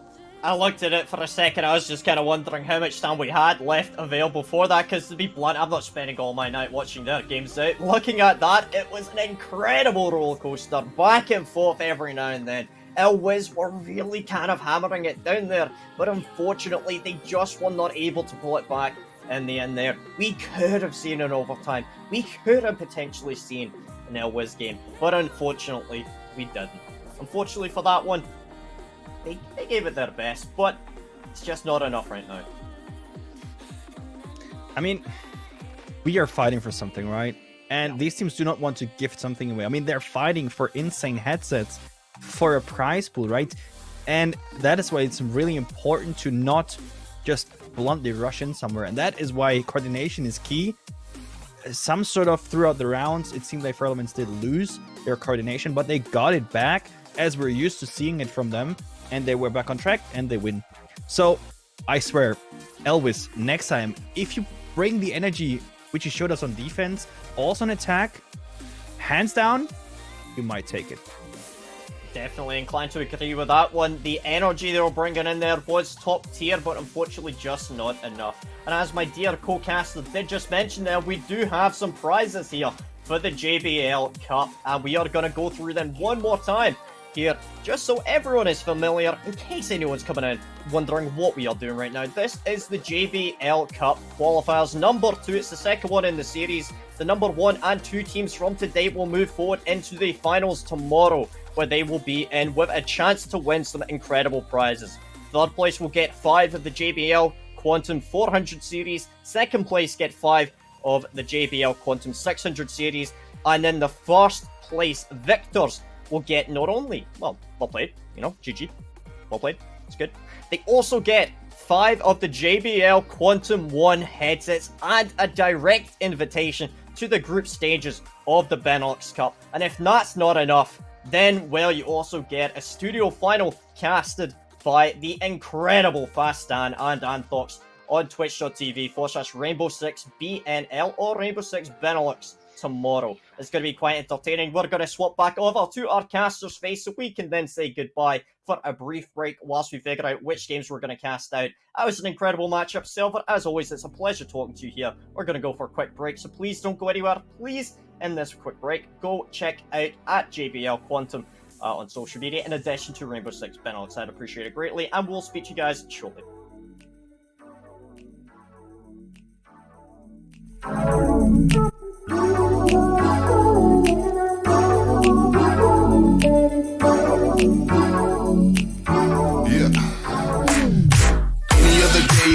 Up, yeah, press start on my K-cup. Think about the time you take up. While you put on your makeup, put that makeup, don't hide those lies you tell. We go round and round on this carousel. I can see the signs, baby, you can spell. Being with you is H-E-L-L. Don't let the door hit you on the way out. Ain't it funny how all the games played out? Like I don't know what you're doing when you stay out. Trying to lock me down, I had to break out. Cause you lie, repeat, rewind, retweet, then act like those that you see on TV. What a crying shame, with a body on that frame and a half a brain, damn.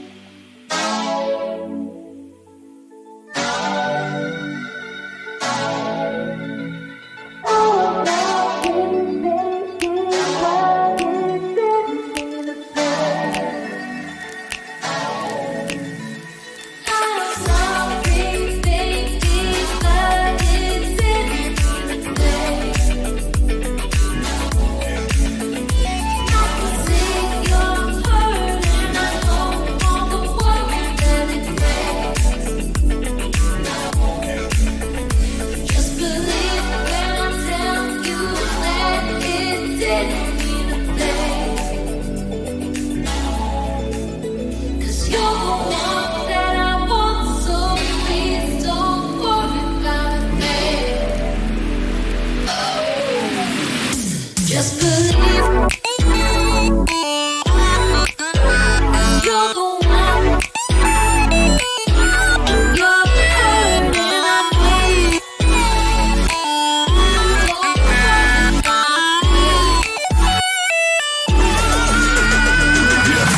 Any other day you can lie to me and I said, baby, it'll be okay. But today's not one of those special days. Baby girl, I'll be on my way. And any other day you can cry to me and I will wash those tears away. But everybody knows that you play it sweet, girl, you ain't no Sarah Lee.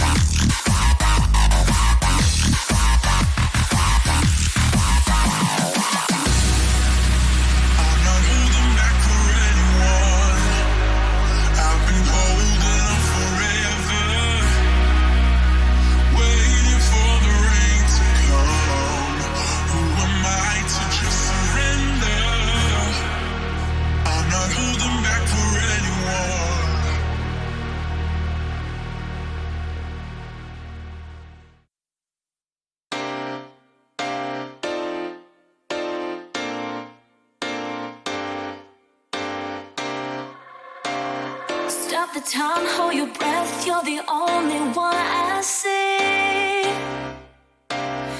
Breathe me in, taste your lips. You're the only high I need. I'm losing control. Your eyes entice me. Just letting go. Your hold is tightening. I feel you rushing through my veins. Our bodies getting closer.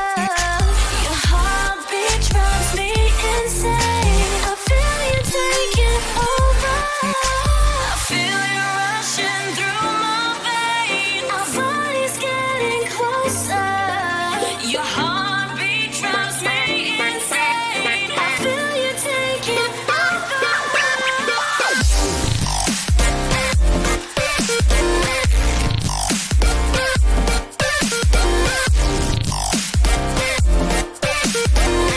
You're the only high I need. I feel you taking over. I feel you taking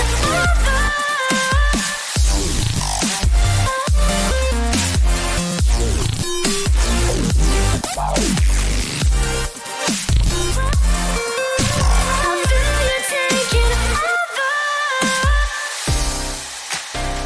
Take me high, break me down. You're the flashing lights I see. Catch my soul, lose my mind. You're the only trip I need. I'm losing control. Your eyes entice me. Just letting go. Your hold is tightening. I feel you rushing through my veins. Our bodies getting closer. Your heartbeat drives me insane. I feel you taking over. I feel you rushing through my veins. Our bodies getting closer.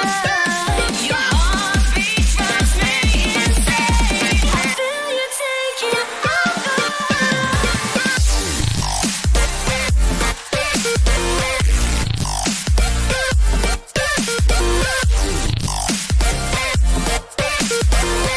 You're the only high I need.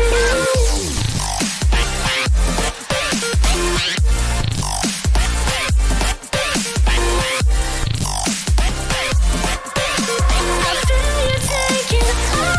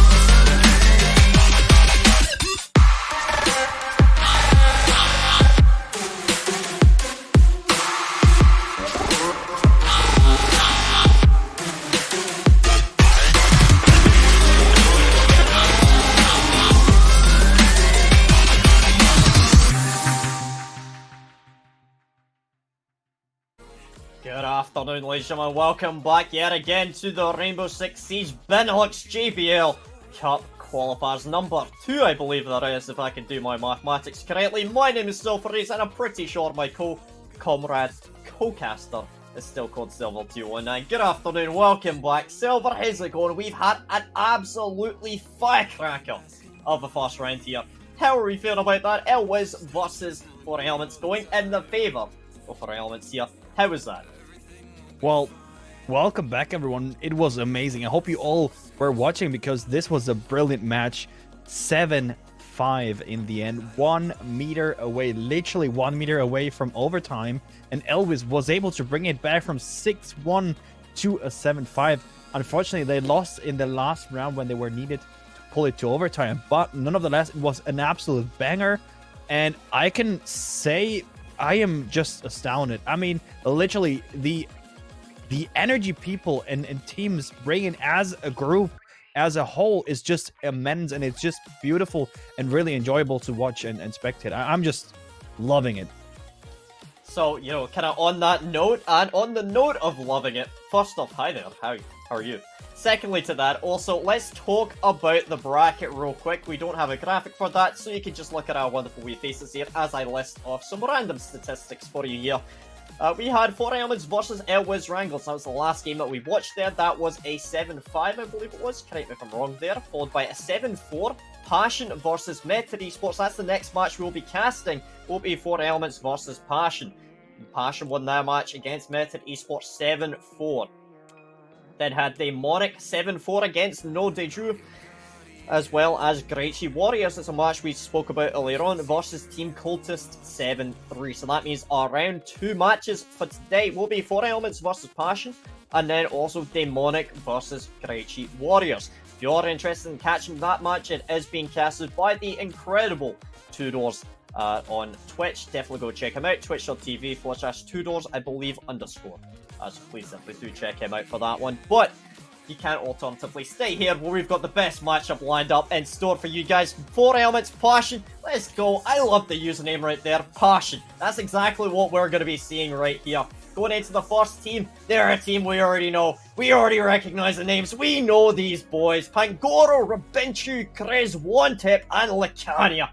Absolute gunners. They took their merry time in that last matchup, but you know what? I think they are on fire right now, and I think they have got the energy to make this one happen.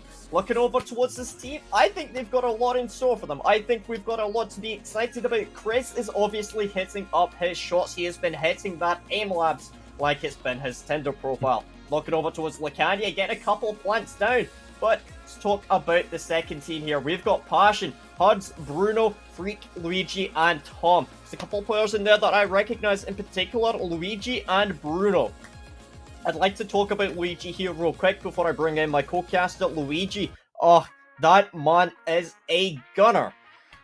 Quite literally, just time and time again, consistently getting these entry frags into the round. It has been superb and a pleasure to watch. Now, Silver, is there anybody in this team that you recognize that you'd like to highlight, or is there anything in particular about this team, maybe even the name, that you'd like to talk about? Honestly, I don't know the players by themselves.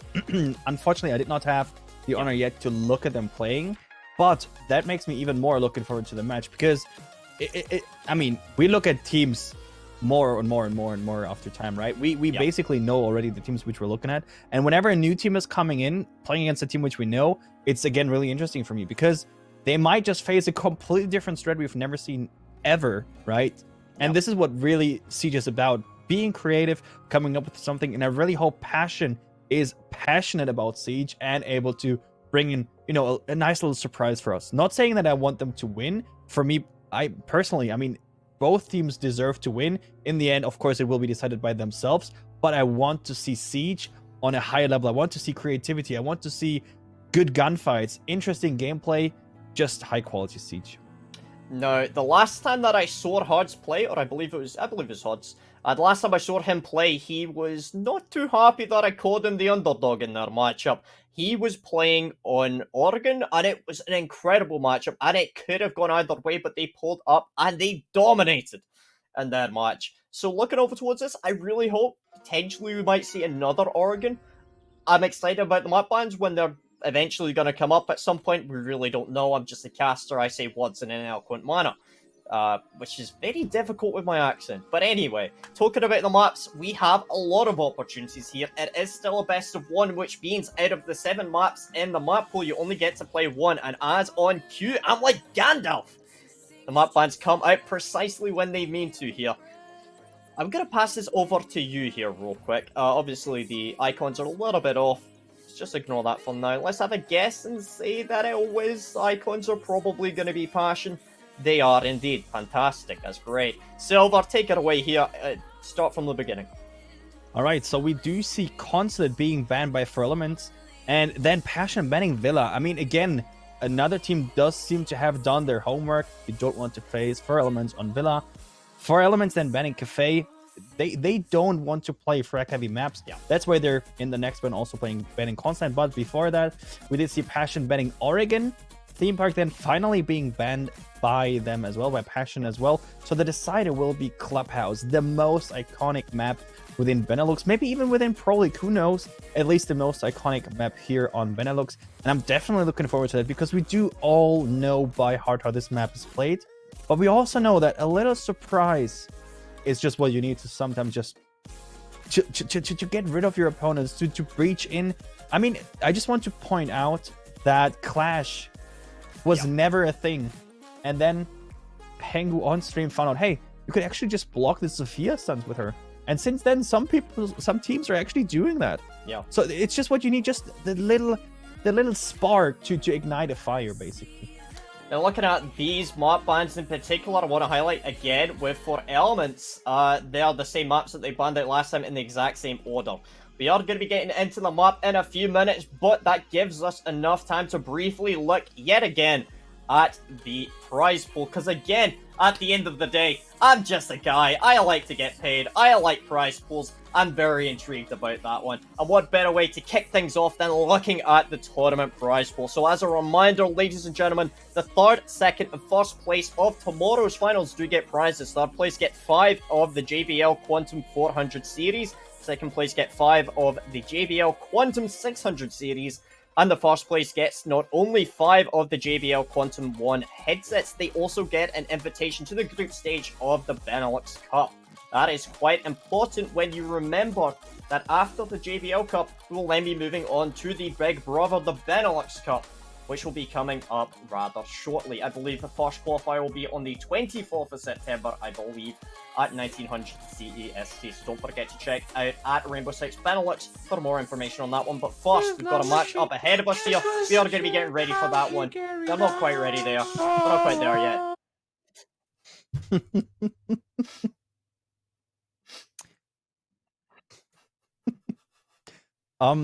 It's super nice to see that people playing Siege can also have other talents like singing.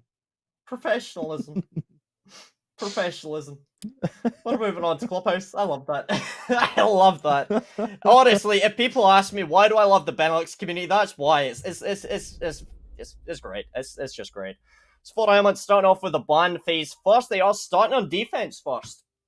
So this will generally be where you start to expect any operators that are important for hard breach, such as Thatcher, Thermite, Habana, being banned out. Maverick is another example there. I forgot to mention Maverick, a common ban for this map. It's unfortunate for Lacania. I know that he does like Lacania, and one tap out very good with Maverick. Second Lieutenant may potentially be seen like a Capitao being banned out, but we'll wait and see. It'll be the Montaigne coming out. Second time that's been banned out. I'm kind of excited about that. Generally speaking, you see the Montaigne being brought out for that garage take. Everyone usually bans that out. One tap does like it. Luigi needs to focus just like the try runs. I love that. But yeah, generally speaking, you see Montaigne being brought out, especially for the garage catwalk. It's a quick way of gaining ground and maintaining map control. Lucy second ban going out there. Not a massive surprise. A lot of teams dislike her banshees due to the fact that they are reinforced gadgets and they take a fair bit of utility to get rid of. Last ban, I would imagine, will probably be like an Echo or some other form of anchor operator, and it'll be the mirror being banned out there. So Echo, Maestro both in place. Smoke will likely be brought out for a couple of the bomb sites. I'm liking this, and I'm so satisfied. All operators with an M, aligned as the stars should be. I am just, I don't know. It's the little things that make me happy, right? I'm such a nerd when it comes to Siege. I'm looking through matches time over time, literally sitting here for hours with you guys in here enjoying Siege. But it's just a little thing sometimes just cheering me up, and yeah, that's just a little jiggle for me. Oh, that's so cute. I like that. That's so wholesome. Honestly, Thanks. Silver is just like the most wholesome person that I have probably ever met within esports. Like, genuinely, Oh. he's so kind. He's great. I love him. So we're going to cast CCTV as our first bomb site. Usual operators being brought up.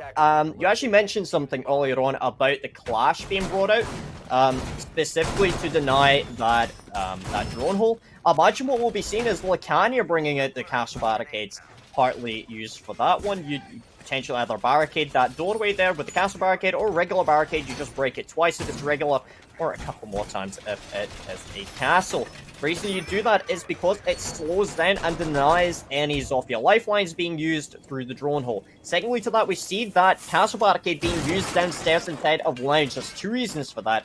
One is to waste time and utility downstairs, and secondly, it also means that the Zofia can open up that main doorway and just use the Zofia lifelines from there. A lot of the time you see the Zofia being used inside of that main entrance, up into where Rabinchu is playing. Two Zofia lifelines will be enough to down and kill out Rabinchu if it's directly on his feet. It's very smart by them. I like that. The logic that For Elements brings into that play and setups is superb. And also really interesting, I like to see that Lucania and also, of course, sometimes Chris playing close to him are playing on the first floor, which kind of means that they want to defend downstairs from, of course, grenades being tossed to the ceiling, Bug coming in, Zofia coming in, as you mentioned as well, and them getting control over, for example, Garage, Blue, or Stock too early. So they're fighting for it, they're not gifting map control, and are trying to make it harder for the attackers just to get the breach. Because, of course, the breach is really important for the attackers, and you do know that as a defender, so you want to align yourself already to kind of expect the angle of approach your attackers are probably going to face you. And yeah, this is exactly the case. As you can see here, you pointed it out with Zofia. She wants to get in from down below and make as much damage as possible, maybe even helping out for the breach. The shield helping out, but Lucania is the one to take damage and not Monkey. And this is a little win already for him, as he damaged Lucania quite by a bit. Roughly 30 HP, I would guess, and of course has a little pressure done already. But from Garage Stairs, Lucania will then get help, but he is still aggressive and wants to get the kill as well. Monkey missing the lifeline at first, but he's getting support now as well from Tom. Let's see how this proceeds.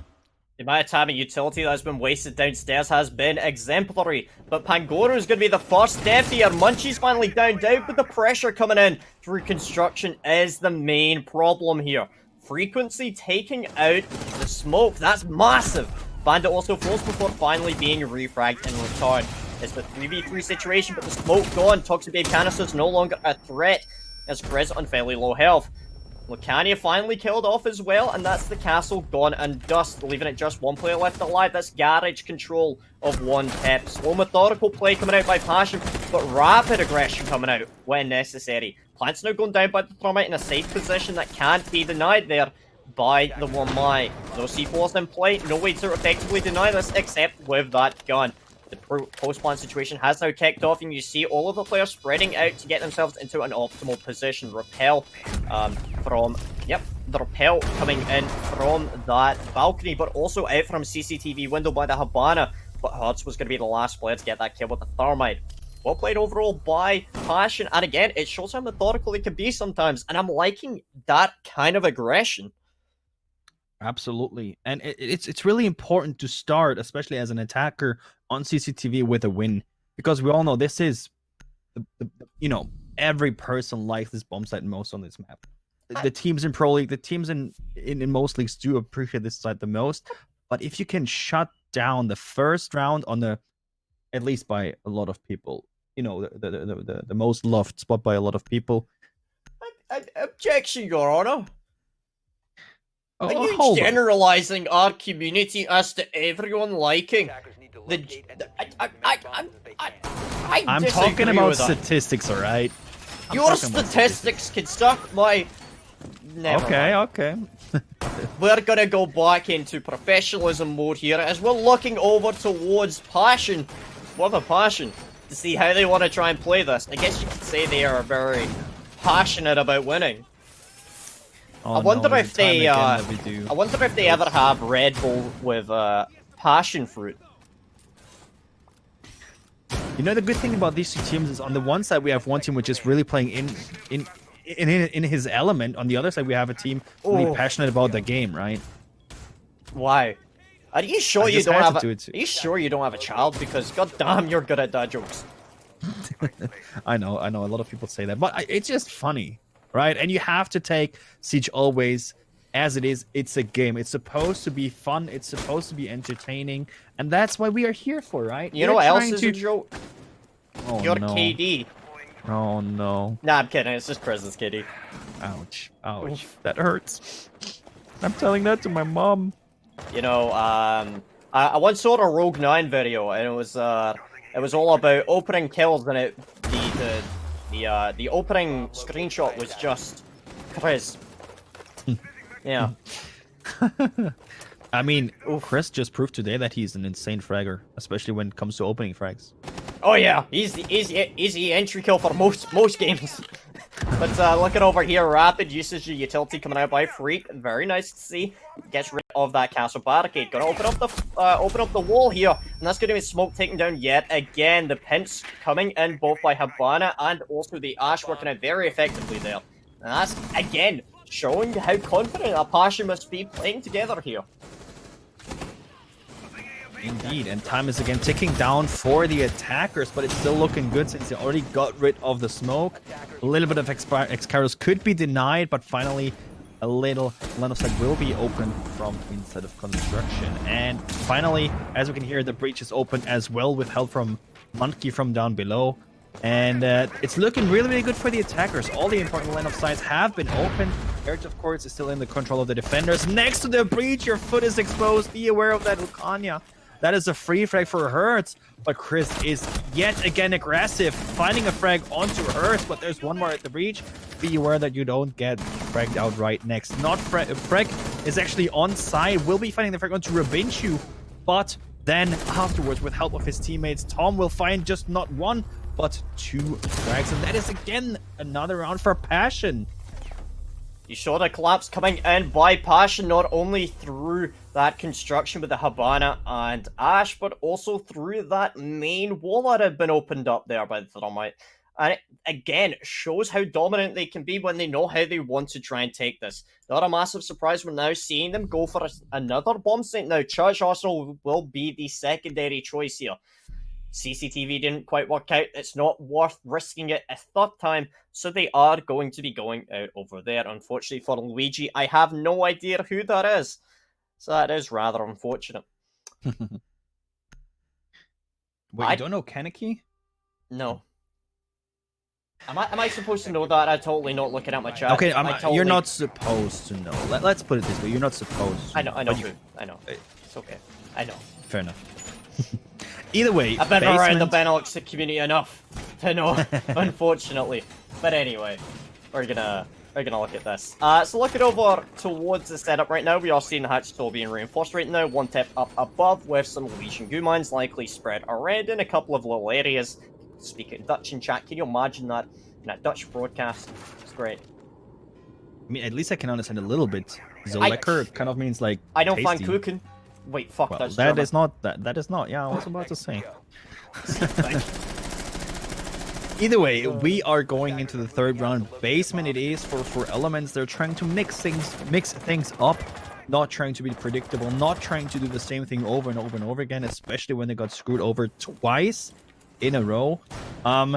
Statistically speaking, this bomb site, of course, favors a lot of teams in the win rate, but with dirt open early on and aggression and shots coming out there as well, probably Lucania could be the first one dying, but for the moment he remains alive.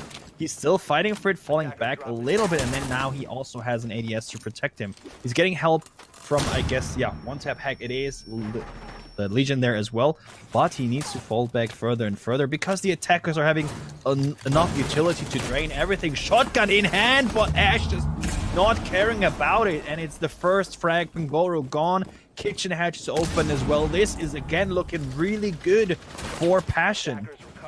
So it's interesting to note that they didn't choose to hold that dart with a Goyle or a smoke as Freak finally takes down another player. That's going to be Lacani before finally being shut down by Chris. Damage too little too late here as one tap also falls again to Munchie. It's leaving it now up to Rubenchu and Krez.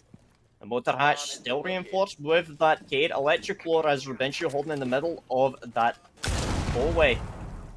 Only able to get rid of a drone there. It's better wasted C4. Looking over towards Huds. I want to see how he wants to try and take here. Is Munchie's the one with the diffuser? As Chris is going up that main staircase, there should be a drone here to give away his position. As Luigi is inside of kitchen. Tomsy's in a good position to hold the cross, and that's going to force Chris away. He's not going to be able to challenge this as Luigi pushes in close behind. Munchie's now going in for the flank, and he's being covered not only from above, but also in through dart. Blue's entirely cleared out as Luigi takes in Rubenchu, leaving it just Chris left standing. Again, looking towards Hodds here, he should be able to shut him down, and that's exactly what we had there. The crossfire established by Passion was superb. And that was, again, a really aggressive, but yet beautifully executed round. I mean, the droning does need to be on point by Passion. I mean, they are ignoring top floor almost completely. I imagine because they know it's clear. They know, okay, for Elements is not having a player positioned up there. And they're just ignoring it. They're just going for kitchen hatch. They know, okay, we know how they did their setup. We know there's going to be a player in dirt. There's going to be a player in blue. Probably 2 on each bomb side. And the other one somewhere around, I don't know, probably main stairs. And they rely on that information they gathered earlier on and execute on it. For example, the dirt push. I mean, they had 2 guys pushing dirt, 1 droning, Ash falling up, and they found the frag, especially against the shotgun on close range. It just proves how important a proper communication, proper execution is based on the information you have. At the same time, they could pressure the bomb site even more by opening kitchen hatch. It was just a kind of collapse within no time at all from Passion. So they're definitely being the team right now, setting the tone, giving For Elements barely any space to breathe, and I don't know what For Elements has to change, but it doesn't look too good as of right now. So don't forget, ladies and gentlemen, if you are interested, there is a community poll going on in chat right now. It's just at the top of the Twitch chat. You can vote on who you believe is going to be the victor of this game. As a reminder, this is a best of 1. Whoever wins this game moves on into that final for today and will secure their place in the grand final for tomorrow. Lacania trying, did a little bit of damage there. I'm sure that's going to be very influential in the future. Totally, as HUD should be able to open up. Again, it's a surprise we're not seeing a Goyle or a smoke being brought out specifically to hold part, as you generally expect to see a deployable shield followed up by the EDS. Instead, they're relying on gunplay and being, well, very cheeky. Yeah. Absolutely. And again, a spray going in dirt, just trying to pressure, but this time there's no aggression, no real aggressive push going in dirt. Looks like Thermite is going to be the one pushing in there, but all on himself, all on his own. He might be droning it out, but even then Lucania is there, and what a shot! Amazing. Shut down. That's what we call it here in Germany. Beautiful shot here. Now, of course, Ash droning him out. The question is, yes, we do see Freak coming in. He wants to be aggressive. He wants to get the frag. He wants to be the one, the aggressive Ash main, collecting 1 kill after another. But this time, he might not be rewarded with it. It depends on how they expect him. As we see, Legion seems to be ready, but no, Monkey and also Freak find each one a frag. So it's again the lead for Passion. Yeah, I mean, losing only 1 player right now, the Thermite, they are still on cams. But Chris, his position is given away, and Tomsy takes them down. There's no way to rotate there, as the Thatcher was holding on to that main staircase. Well played overall by the Thatcher there. And the recognition of the pings coming out by Lacania, likely getting the information someone was playing up there, but the Breach of Judge was not shut down. Rubenchu finally takes down the menace of the Ash for being taken down as well by Luigi. Havana doing a lot of damage on the crossfire by Passion. Takes down 1, but ultimately Luigi is able to refrag this. Honestly, Passion does have their drones and their eyes everywhere. Did you see, for example, Jaeger trying to flank on main stairs? They did not know that he was there, but they were able to spot him as he kind of started the flank and going down main stairs, and they just execute him. I don't even know where he got shot from. I don't even know if he knows where he got shot from. But that was amazing. So seeing Goyo finally being brought out by Pangoro. They're going to their third bomb site of German bedroom. I'm interested to see how they're going to play with this, especially with the Goyo being brought out. Whether that will be utilized inside of, cash, inside of construction, or whether it'll be on the main staircase. I'm excited about this. One thing's for sure, the way that Passion are playing right now, with the utility exchange of the Thatcher and the Zofia lifelines, in order to enable HUDs to open up the walls, I think it's been superb so far. I'm interested to see how they're going to deal with the castle barricades here. Likely they're just going to, Ash charge him, Zofia lifeline them, and then probably just, EMP it. Again, with the way that Thatcher works now, it's only going to disable the electric floor, it's not going to destroy it outright. So that's something that they need to try and keep in mind. Yeah. Absolutely. I mean, that is kind of the problem of this map. We all know how this map is played. I mean, the lineup Passion brings to the table is not out of this world. This is more or less a default lineup for this map. You want to have 2 hard breaches. You want to have either Kali or Thatcher. And, I mean, if you have a good Fergus, just give him an Ash. Obviously, he can do the job. He can seal the deal. It's all you need. So the setup from Passion is nothing crazy, but the execution is just good. And for Elements, we did see you play this map really well. Right now, you do seem to have a hard time, though all 3 X-Kairos being, I don't want to say wasted, but used on the bridge. And Ash will be down. Kill confirmed, Chris. That is the first little win of the day, at least in this matchup. Nice. That is what I want to see. Finally, Freak will be taken down. We've seen how influential he has been thus far for Passion. Whether that's going to change anything right now, I think that has yet to be determined. Looking over towards how Chris is able to waste so much time right now inside of Cash, I'm questioning whether or not he's going to get shut down and isolated by them securing construction right now. Rabinchu falls to somebody, and I believe that will be HUDs. Yep. He's now going to fall down. He's not going to be recovered just yet, and it's very unlikely that he will be able to get caught out here. One Tap needs to try and deal with HUD here. As right now, there's no way to safely secure him unless somebody chooses to drop down and try and retrieve him. And right now, I don't think that's very advisable, but Chris with a triple kill! God damn, what are they feeding this man? I don't know how he managed that, but a double kill going down like that, that is incredible! I hope you know the quote. Oh my god, a triple. Monkey runs in, gets a frag, will be refragged, but in the end, One Tap Hack finished it off with 2 final frags for 4 Elements, taking it to the first round win, 4-1.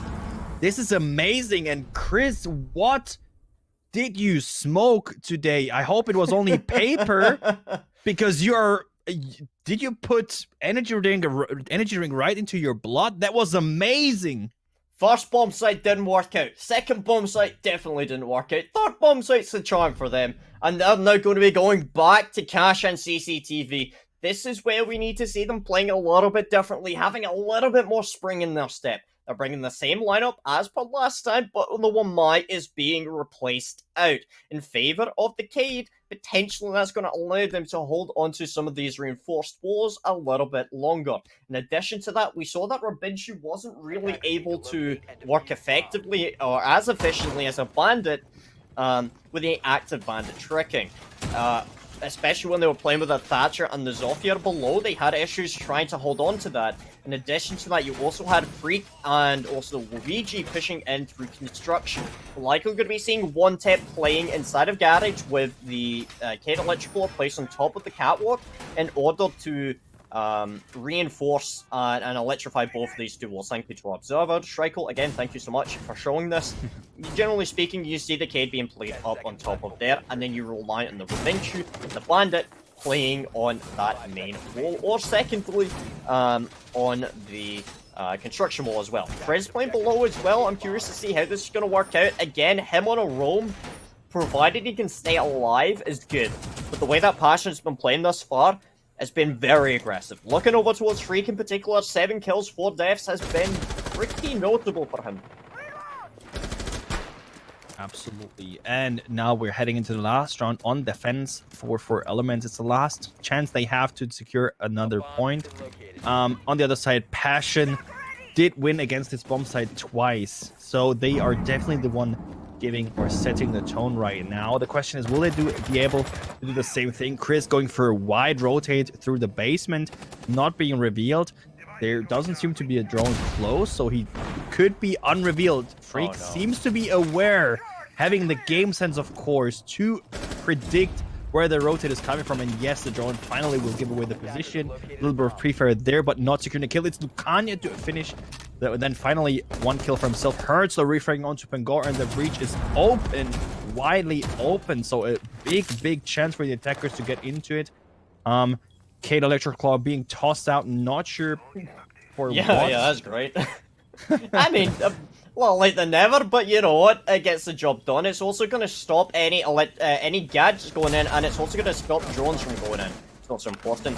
Gray's holding on to the diffuser inside of Secret right now, or just outside of Secret window. That's going to waste a little bit of time, and it's also going to apply a bit of pressure. You do see the AGRDSs are stacked up to allow Chris to play there for as long as possible. Playing below, he could potentially go for any jump outs, which is something they need to be very wary of. They've only lost 1 player on both sides, but Pangoro gone with the Toxic Wave canisters. That is more impactful, in my opinion, than losing a Zofia. We've seen Munchie time again, but Freak is still alive, and I'm looking towards him to make a meaningful impact in this round. I really want to see him explode into this bomb site, because I know he's capable of doing that. Lacani takes down Luigi, and that's the Habana gone. Type 89, but also the X-Kairos. Freak takes in Robenchu, picks up a double kill. This is what I'm talking about, as he's now finally taken down by Chris. In a 2v2 situation, it's now all up to 1 tap in the same situation as it was in that first round. He's going to be pushing across here as Hodge is trying to cover his teammate. The C4 takes him down in a 1v1 situation. The planet has gone down, and it's all going to be up to Thatcher to hold this one at bay. TCSG 12 versus that L85A2. I know my money is going to be on Tom right now, and he's going to land it in a startling fashion. That was indeed a really close round. Tom in the 1v1 situation with the beautiful C4 coming in, getting it to a 1v1 situation. But finally now, round swap 5-1 is the score from which these teams will be starting into the second half of this match. It could be over really soon. Only 2 points dividing Passion from the win. On the other side, 4 Elements now on attack. I mean, generally speaking, what we say now on attack, we know how 4 Elements plays. Is attack what they need to turn it around, Fraser? Ah, God. I'll be really honest. I feel like the reason 4 Elements are struggling so much is they're not winning with a mechanical gameplay. The strats that they have are decent, they're solid. They're just not winning their gunfights. I truly believe it's as simple as that. Something is wrong with the way that the team is playing. The strats are good. The way that they play below is good. The way that they play with the castle and they integrate utility into it is solid. It should work. They are losing individual gunfights, which costs them entire rounds, in my opinion. And again, bear in mind, I'm just a caster. The way that they're playing, it's logical, and it makes a lot of sense. You can see with the way that they set up a lot of their utility and the way that they play, the strats are fine. I just feel like they are not winning the gunfights that they should. The players that should be impactful just aren't. You're losing players like Pangoro in a smoke as early as that with 0 plant denial available. This is the second time that a plant went down on that bomb site. It really shouldn't be going down like that, in my honest opinion. But regards to that, we have now started up the next round, and that's going to be Freak going for an aggressive spawn peek there. Down over towards Dog, but Krez Lucania are going to be pushing down there. Freak, hey, he wants to try and challenge. He wants to tango here. Drone gets taken down, giving away his position, and the pre-fire across coming down by Lucania isn't going to land. They are able to take out the default cam, and that's going to be Freak pushing back towards the bomb site. Fair amount of time utility is wasted here. And looking over towards how Lucani and Chris are playing, I do like the fact that they are pushing below just to make sure it's cleared up entirely. Now in through Secret, now going to be pushing in towards that red staircase, and questionable whether Tom has got any Legion Goo mines there to give away their position. Rebenchu also there just for additional support. I like this. Lucania double checking with the drones. Drone economy is important, and right now they've got a fairly strong one right now. Going in down below in launch, they might be able to find effect. No, Chris misses the shot, and then of course, warned as it is, the player could return and say alive. Monkey staying alive, but the breach will be open regardless, with the effort of course coming in from down below. All the bandit charges, all the bandit batteries could be wiped off the board. Freak is on the roam, might be getting rewarded very soon, but Chris does seem to be aware. At least he's positioned in the right way. Freak, if you walk in, you are a dead man. Chris, at first, is not shooting, but then is getting the shot landed, and that is Jaeger off. That is the first floor control off the board. Chris now has one roamer cleared out. Probably, he knows, not many more roamers on the board, especially with the breach now being open and garage being attacked as well. This could be a very good looking round for Elements. It comes down once again to the last minute, and everything will be decided with gunfights once again. Ash making a lot of pressure from down below, but Lucania is the one to be rewarded with a kill onto Hertz. Massive advantage. One more roamer down below, but Luigi finds the frag onto Chris. And now with the power of the C4 and of course the with the MP7 down below, he could make it happen to clutch when they're defusing. Once Hepheck gets the diffuser, no, the diffuser will not be down as Robinchu stays alive. From Goro saves down below as well. It's up to Tom, finding one onto Robinchu, finding one more, but then Lucania will shut him down, almost able to go full throttle. Much more confident retake coming out by for Elements. You could tell that they were in the driver's seat a lot more in that round. The way that they played is very smart. It's, again, step 1, step 2, step 3. They cleared the bottom floor. They made sure there weren't any roamers there. They pushed them back to the top floor. They cleared the middle floor and first floor. Specifically to make sure, with Chris playing there, no one was going to play with C4s. Unfortunately, Chris died, but the C4 almost worked out. And I will be really honest there. If the Bandit was able to get that C4 correctly, and if Pingoro didn't shut that down, that could have been very bad for them. Getting that diffuser dropped in no man's land with a player below, with the hole opened up by the C4, that could have been very dangerous. Absolutely. And I mean, in the end, this was the first round in this matchup, Compassion against For Elements, where I literally thought, okay, For Elements, you do seem to 100% be aware of what you're doing. Everything did seem to have a purpose. Every push, every angle being held did seem to have a purpose, and that's why it looked like such a strong round, and that's why, in my opinion, led to a win. Of course, you're right. If that C4 would have landed, the round would have definitely been different. Definitely. So I'm just a bit questionable about how Passion wants to play here. I do like the operators are being brought out. Fair amount of plant denial available. You've got the Maestro, you've got the Smoke, and also you have Luigi playing the Pulse, which, to be honest, doesn't really get brought out as much as it used to. But I'm always a fan of it. Play with the Pulse inside of an area commonly known as the Pulse spot. It's deep inside of the B-bomb site, right close on the left-hand side where we are looking right now. Thank you very much, dear observer. Right over there, you're basically playing directly underneath the kitchen, and the reason for that is you can scan over towards the main staircase, as well as also inside a freezer and kitchen. We go to the floor above, thank you. Yep, perfect. Right there, that is a solid example of just how powerful the Pulse can be, providing that information as to where people are coming from and where the aggression will be, kind of coming through most. So it's very powerful as well. With the C4, it can be quite useful. We already see a rapid push coming in by Chris down inside of Oil Pit right now. Questionable whether Freak is aware of that position. Probably sort of a couple of gunfights coming across, or a couple of shots coming across. But currently holding on to that blue staircase right now. Just make sure nobody pushes over there. Chris doing a little bit of drone work. I want to see how this turns out, because if he's able to get an early frag into blue, that's going to apply a lot of pressure there. Pangoro opening up the motor hatch right now, and that's going to be used to give away that information. Chris running past.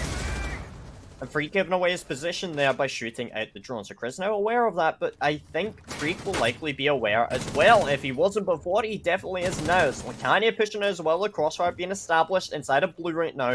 Freak needs to be very careful of how he wants to challenge this, but it could work out massively for him. If he's able to challenge one of these players, he's in a position now he could completely swing onto the Ash and might even land the kill here. It's one or the other. It's going to be do or die for one of these two teams, as one of them will lose a player. And I'm thinking it's probably going to be Chris here. Yeah, as Freak challenges one with absolutely zero repercussion. Munchie finally gets taken down by Pangoro, but the damage has already been gone. Chris, he's been the linchpin for so many of these assaults right now, and Freak about to pick up a second one potentially here as Lacania taking his time, the position given away. They're getting the pings, they know he's down there. The Legion Kumans are there just to make sure he can't rush on in, but he's gonna get another kill here. One tip takes in Huds, but Freak takes in Lacania. 3v3 going down into a 2v3 here. It's Rubenchu, one tip, last player still alive right now. 40 seconds remaining, give or take, and that's enough time for them to start rotating their way over towards that A-bomb site, which has been opened up.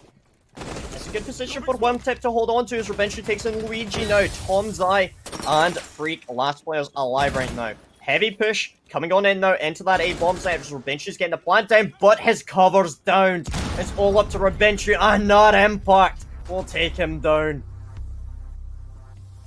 And that, ladies and gentlemen, is the match point with a new Pokedex entry, as we do see the Pokeball flying, going flying and catching the Pokemon. Ladies and gentlemen, match point for Passion on defense once again looking insanely strong. 6-2 is the current score, and as we look onto the kills, we see Freak, of course, coming in clutch with 12 kills.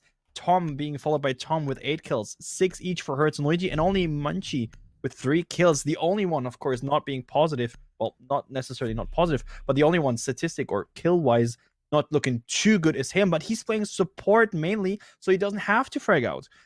The combination and the fragability on Passion's side is just really strong. No one is lacking of mental strength. Nobody's lacking of being able to frag. So today they do seem to look to be able to take this win. Yeah, I mean, by the way that Passion are playing right now, I definitely don't think that it's down to Munchie playing badly. I mean, look at the amount of assists that guy has. I'll be blunt, I'm sure that he would have a lot more kills if the other players on his team weren't stepping up as much as they were. Look at the operators he's been playing, you know, they're playing the Smoke, he's had the Zofia.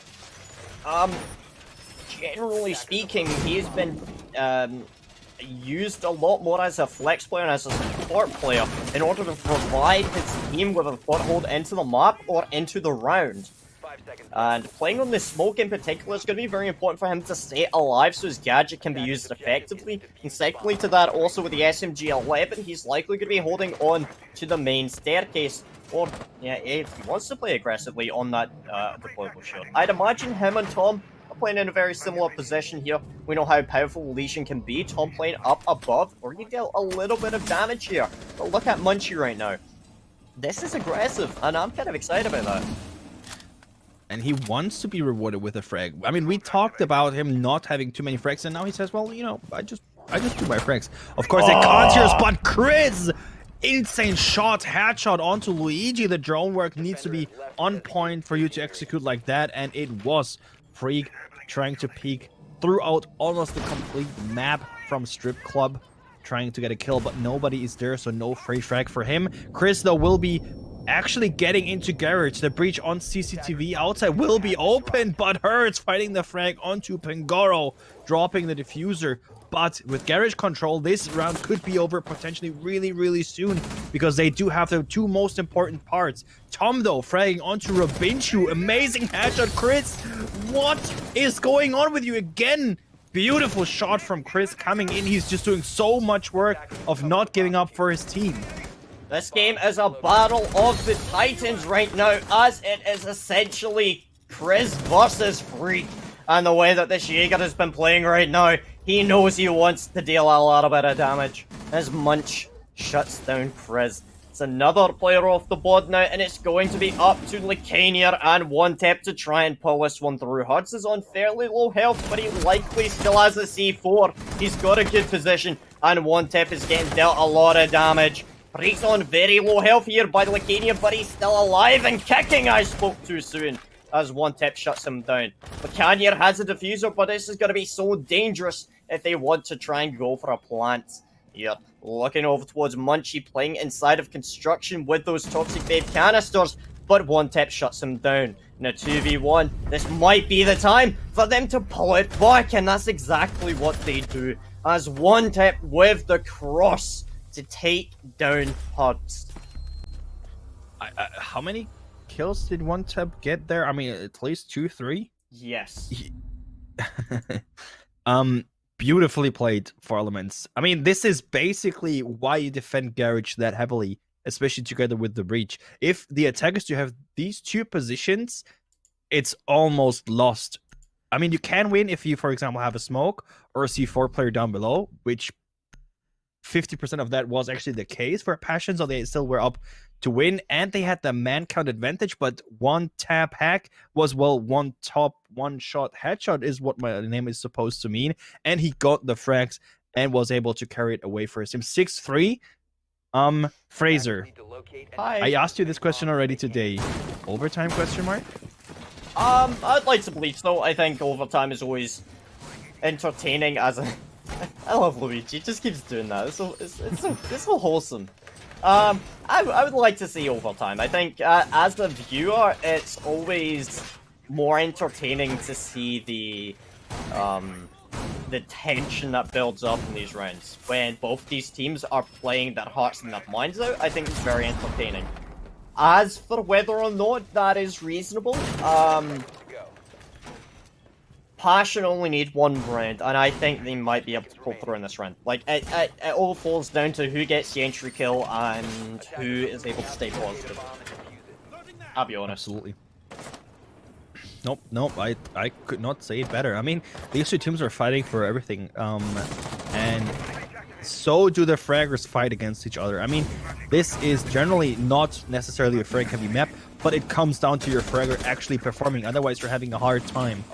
Freak being droned out here in launch, but of course he gets the drone. But the position is revealed together with Garage Luigi. As we can see here, they are holding down the first floor, but he needs to be aware of Sophia coming in, and yes, he is aware. But Lucania again taking damage in the act of getting the first floor control, at least somewhat the first floor control. I'm not sure if that little damage could have been prevented by droning, but it should have, in my opinion. And once again, the drones, of course, being super handy with the new ping system. As we can see, Chris is now able to ping the player without actually being in need of pinging the player itself. So he's not, the player up there is not getting the message you have been spotted. And Chris!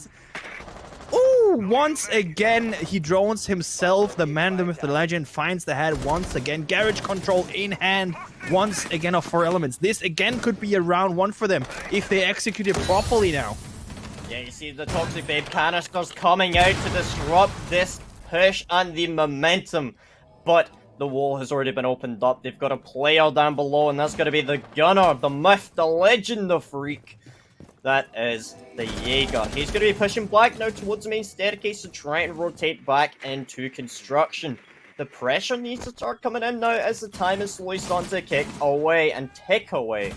As Chris is holding onto the angle, waiting for someone to try and challenge it. They do have the planter outside, so they could potentially rush in to go for a plant. Munchie throwing a second Toxic Babe canister to go in, but I didn't hear it go off. As the Pangoro now going in for a plant on that breach, and he should actually be able to get this one down. Hard throwing his D4, it's going to land in the default. As post plant now starts to kick off. One Tap inside a garage, Lucania down below. This is solid play by 4 elements right now. Hudge will likely die here to Lucania if he's not paying attention. As One Tap covers not Freak. Munchie runs out onto One Tap, and that's going to be Hudge going for a run out onto Pangoro as well. But Munchie is able to get the kill onto him here. Lucania refrags. Now 2v2 situation. Look at where Rabinchu is right now. This is perfect. I don't know if he's going to be able to see Munchie. pre-fire coming across right now. Lacani's trying his best right now. It's all up to Munchie to try and pull this one back. There's only a couple of seconds left, and he can't land the kill. Look how well Rabinchu is playing. That is a post plan. Honestly, I am super freaked out about the plant location. Oh yeah. The plant location being the key of the round win. You did see the C4. I mean, we did see Bandit running out of construction, tossing in the C4 through the window to the default plant spot next to the bomb behind the server rack, but not hitting anything because they did not plant there. They did not go for the default plant spot. No, and that saved their asses. I'm sorry to say this did win them the round, because if they planted there, the diffuser would have been dropped, a person would have been killed, and even if they would have gotten the diffuser down, it's much harder to defend than, of course, this exposed spot. I mean, you pointed out Robincho playing from almost in spawn, defending the diffuser. Just a very fortunate situation, and this is what I was talking about. The little things which can make the difference. Just 1 meter left or right for the diffuser to be planted, and a completely different scenario would have happened. This is Siege, and this is what I love, that the little details make the difference.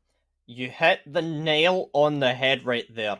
And we will go for a quick rehost, as unfortunately somebody did crash. We will be going for a rehost. We'll be going back to our wonderful wee faces here in a brief second. And hello there, welcome back. We're just going to rehost right there, as you do see in the bottom right hand corner of the screen. That's awesome. And Silva. Okay, let's actually talk about that in a little bit more depth, because I think you and I were both on the same wavelength there. How they set up that post plant was superb. You showed specifically the fact that they planted right on that breach. It meant that they were able to hold it deep outside, exactly as you mentioned, on top of Warehouse Catwalk. It allowed Rubenchi to hold the very long angle that was going to be very difficult for the attackers, for the defenders to try and fight against. In addition to that, you had Lacania playing below just to make sure, hey, if he does get into a magical position where Gandalf can't shoot him, well, hey, you've still got a Zofia down below that can definitely deal some damage. Was there any part of that round where you felt that Passion could have maybe retaken that round at all? Honestly, I don't think so. I mean, the plant spot being the key, like I pointed out, there's two factors of what the attackers do need to be afraid of when they're planning. That's, of course, first, a C4, and second, the smoke canisters. We still had smoke in position, so, of course, we all know where the default plant spot is.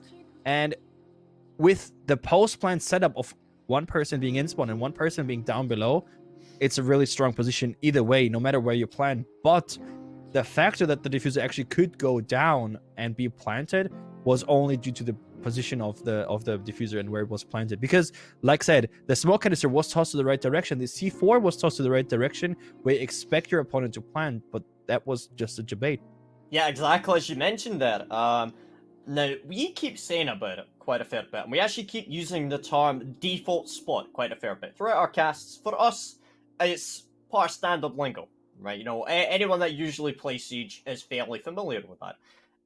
For anyone that may not be familiar with that, essentially what it means is a default plant spot is where most teams choose to plant because it's usually the safest place to plant, or it is the easiest place to plant and hold in a post plant, where you can hold it either from outside, inside of garage, or potentially it's just really difficult to fight, to deny as a defender. Maybe the only way to deny it is with a C4 below, or a C4 above, right? So when the plant was going down, they assumed it was on that bomb chassis behind the monitor rack, because that's the safest place to usually plant in that position, because you're safe from getting shot. You can hold it from outside and through garage, through the window. The only way you can really deny it is with C4s or with toxic vape canisters, or, you know, potentially if you have any other kind of gadget available to you. So it was really well played there by Pangoro. I don't know whether that was on purpose or whether it was a spur of the moment thing, but whatever happened, it was tremendous and it won them another round. But we cannot forget here, Passion are only one round away from winning here, and that would push them into that final for today, and it would push them in with a chance of getting some incredible prizes that we're potentially going to show you in a quick second here that my wonderful co-caster can talk us through. Yes, these players are fighting for something. If you qualify for the finals and you make it to the top 3, the third place will be rewarded. Each person of the team, in total 5 pieces JBL Quantum 400 series. So each player is rewarded with one. The second place, same amount, but the JBL Quantum 600 series, higher number, obviously equals much better quality. That's just how it is. That's a fact. And the first place will be rewarded with the JBL Quantum 1 headset. I mean, look at that. That's just beautiful. And not only that, they also qualify directly for the group stage of the Benelux Cup. And I mean, if I just look at the headsets, I just fell in love. I'm sorry. Why? Maybe I should just put like the JBL Quantum 1 headset like picture as like my profile picture for Tinder. Maybe that would work out. Maybe more guys would fall in love with me if I had that. Regardless of that, again, I do just want to say a massive shout out to JBL Quantum for sponsoring this Community Cup. It allows us to talk a lot of random stuff for a wee while, and it also allows so many competitive teams and players the opportunity to have some fun and get involved in some competitive events with some prizes. In addition to that, also, again, thank you to Rainbow Six Benelux for organising all of this. We are now back with our game and potentially the last round here for Passion. For Elements, they need to pull out one back, but Passion, they only need one round here, and they're on defense on Clubhouse. 6-4 current score, as you mentioned, one round dividing Passion from the win. On the other side, from a 6-2, we are seeing 4 Elements fighting it back to potentially bring it to overtime. Once again, these teams, we do see, for example, for Elements, week over week over week in this community cast, and they're fighting for everything. They're not gifting anything away, but today they really have to fight on the first map, on the first match, on the second match. Now they are really getting faced with really strong opponents today, and this right now is not looking too good for them. On the other side, Passion does seem to execute everything perfectly. I just want to point out once again the attacks, the attack lineup, the drone positioning, the drone economy, the utility usage, just absolutely being on point. It's just like mentioned, one round for them, and they're deciding to go into the basement. So yeah, how this went, we did see that already. Basement was won the last time by Passion. They played it in this matchup, so they are trying to go for a safe spot once again. But for Elements, of course, did see how they defended the basement. Are they able to cope with the way Passion is playing it? Are they able to fight back? That will be the question, but it's up to them. We did have a little break where they could discuss how they want to attack. On the other side, Passion, of course, having a high energy boost because it's only one round for them. So again, I'm excited to see how Luigi plays here with Pulse. That's going to be my kind of honourable mention here. Luigi, time and time again, I see this player absolutely gunning it on the main stage, and it's a pleasure to see him getting involved within the, competitive community again. And it's good to see him being played and casted here. I'm having a lot of fun with this one. Freak, on the other hand, this is, well, terrifying, honestly, to be blunt. I am absolutely terrified of these kinds of players. He's absolutely methodical and meticulous with how he chooses to play here. Chris with the SMG-11 could potentially go in for a frag grenade kill. If he's able to burn out any of the potential ADSs, I'd be looking over towards Pangoro to potentially help out with that. We've only got one Jaeger ADS stacked up there, so a couple of flashbangs by the Thermite could help out significantly for that. But so far, it doesn't look like it just yet. Rabenchu going in for an EMP grenade to get rid of that, but no, Chris, that's a fuck up. Oh, fuck, I swore. Shit, fuck. Oh, community cast, by the way.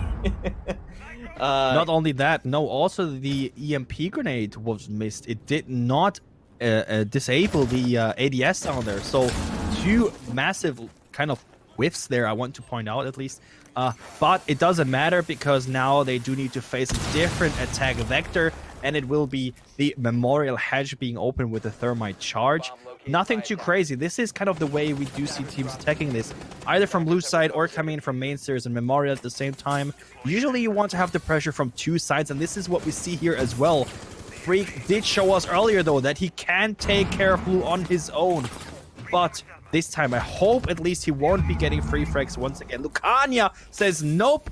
That is blue control gone for the moment, but not for long, as Munchie is pushing it in back again, and Chris finds the frag onto Chris. One tap, though, refragging onto Hertz. And this is a massive frag because now they do work themselves further and further into the bomb spot. Pulls Luigi being handy now as they do reveal the position of the attacker's push, or where the push is coming from. 30 seconds left. Fraser, please take it away.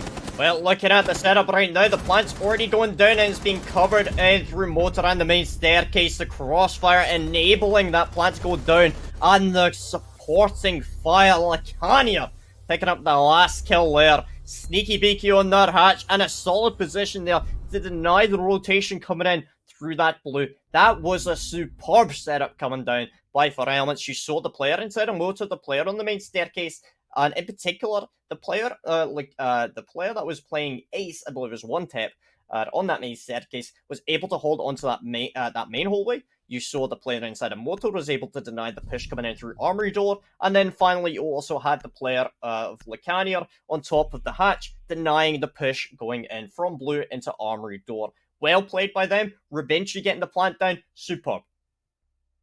In basement, it is once again changing up the lineup of the operas at least a little bit in defense to shake them off once again.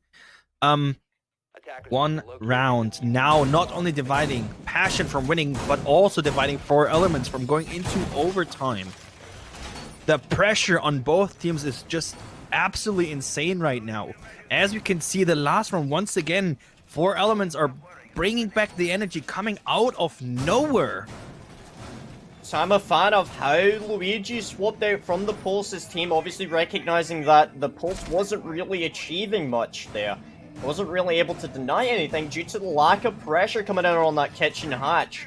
So instead electing to go for the Valkyrie with those black eye cameras, very effective, and especially on this map where there isn't the IQ being played out, that could mean that those black eye cameras will be left relatively uncontested. In addition to that, Luigi can also put them up, for example, inside of kitchen, and it's going to provide the same levels of information that they would likely get with a pulse scanner. So, overall, it makes a lot of sense here, and I'm excited about this. Is there I hear a pre-place C4? I think so. Or it was a missed toss. Might be both. Can we go into the POV of Luigi, please? Yeah, it's like on that. Yeah. Yeah, it's on top of main staircase right there. Yeah. Oh yeah. Yeah. He even Oh, pinged it. thank you He so wants his much. I teammates to love know. that. I love that they gave the information. That also helped us. That's great. Great timing. But anyway, yeah, that pre-play C4 is perfect because it's going to give the players an opportunity to potentially kill someone if they try to rush down the main staircase. In particular, Ace. One tap. He pushed down the main staircase first. And if they're able to take him down, the Selma gadgets are no longer of use. And that could be massive. Especially without IQ, it demands the use of utility to get rid of that. Either a breaching charge, a grenade, or whatever, or you being prone down there trying to shoot it. So it definitely screams for some sort of action, but he just blows it and it does like 10 damage to Lacania. I mean, it's the thought that counts. All right. Why not? Yeah. I mean, it's unfortunate, but you can see what they were attempting to do, and I think that's the important thing. Pangoro opening up that motor hatch, which is going to then exert some passive pressure into the motor. It's going to mean that they can't really push in through there. You've got the Ash clearing in. That's going to be Chris clearing in through dots. Smoke Toxic Babe Canister going down, denying the immediate push. But he's playing aggressively. Toxic Babe Canister second one being set up there. The SMG-11 in hand, he could potentially try and charge us, but instead he's electing just to play it nice and slow and just stay alive. That's the important thing right now. Lacani on his natural position of being on top of a hatch right now. And Freakwilt learning lessons from last time. He's got 2 Jaeger ideas to stack up this time. And with Chris coming in from dirt, Pangor joining in from blue. As we can see, Ace now coming in, of course, as well from the bottom of main. There's Memorial Hatch being open. This is a really beautiful push, coming in from almost every direction, trying to collapse onto the bomb site, finding one kill after another. Freak will be shut down. Smoke will be shut down. As we can see, 2 more players are down. It's down to Luigi to clutch it. Otherwise, we are going into overtime. He finds one. He finds a second. But 4Elements takes it. Overtime is the case. For Elements, they've woken up! You can tell they've had their Cocoa Pops today. God damn, they're in! They are ready for this! Moving us over to overtime with For Elements starting out on attack. I think this is going to be a good start. They are in the swing of it right now, and the momentum that they are going to be carrying in through that last round, it will be superb. Going over to gym and bedroom as a bomb site here, recognizing there's no way we can go down to Church and Arsenal for a third time. We need to change things up. We're not winning on cash CCTV. We're not winning downstairs. Let's go to a third bomb site. Let's go to gym and bedroom. That's something that 4Elements did quite effectively for them. And you saw how it worked for them. Going over to gym bedroom, you saw that Chris was able to get the initial kill onto Freak, and it enabled them to then leapfrog off of that initial kill into a victory. Looking at it right now, that could work out very similarly for Passion right now, and I'm really hoping that it does. At the end of the day, I love it when we get to overtime. I love it when we get these close and impactful games. You know, this isn't an easy, 2-0. This is a real struggle for both of these two teams, and you can tell at the end of the day, Passion is a mixed team, yes, but the fact that they've got these gunners are able to consistently frag out and they're able to work together, I think it really speaks to the individual performances and how they're working together as a team here. Absolutely, and let's not forget about the fact that literally these teams are fighting for something, right? I mean, they shouldn't be gifting something away. I mean, I'd be fine for food. Well, I mean, I would be fighting for these sexy-looking headsets, let's be honest. Dumb! Like, I mean, I wouldn't mind getting, just saying, Rainbow Six Balance if you want to send me pizza. Just saying. I mean, we need to be quality assurance testers, don't we? Hey, all I want is pizza. I'll be honest. Just looking over towards Chris right now. He's going for a rapid entry in through here. Luigi and Tom's Eye, they are in together. They're going in for that reinforce. Pango's now going to be drawn again just to make sure it's doubly clear as Chris is double checking just to be extra sure. Pangoro should be able to open up this wall relatively quickly here.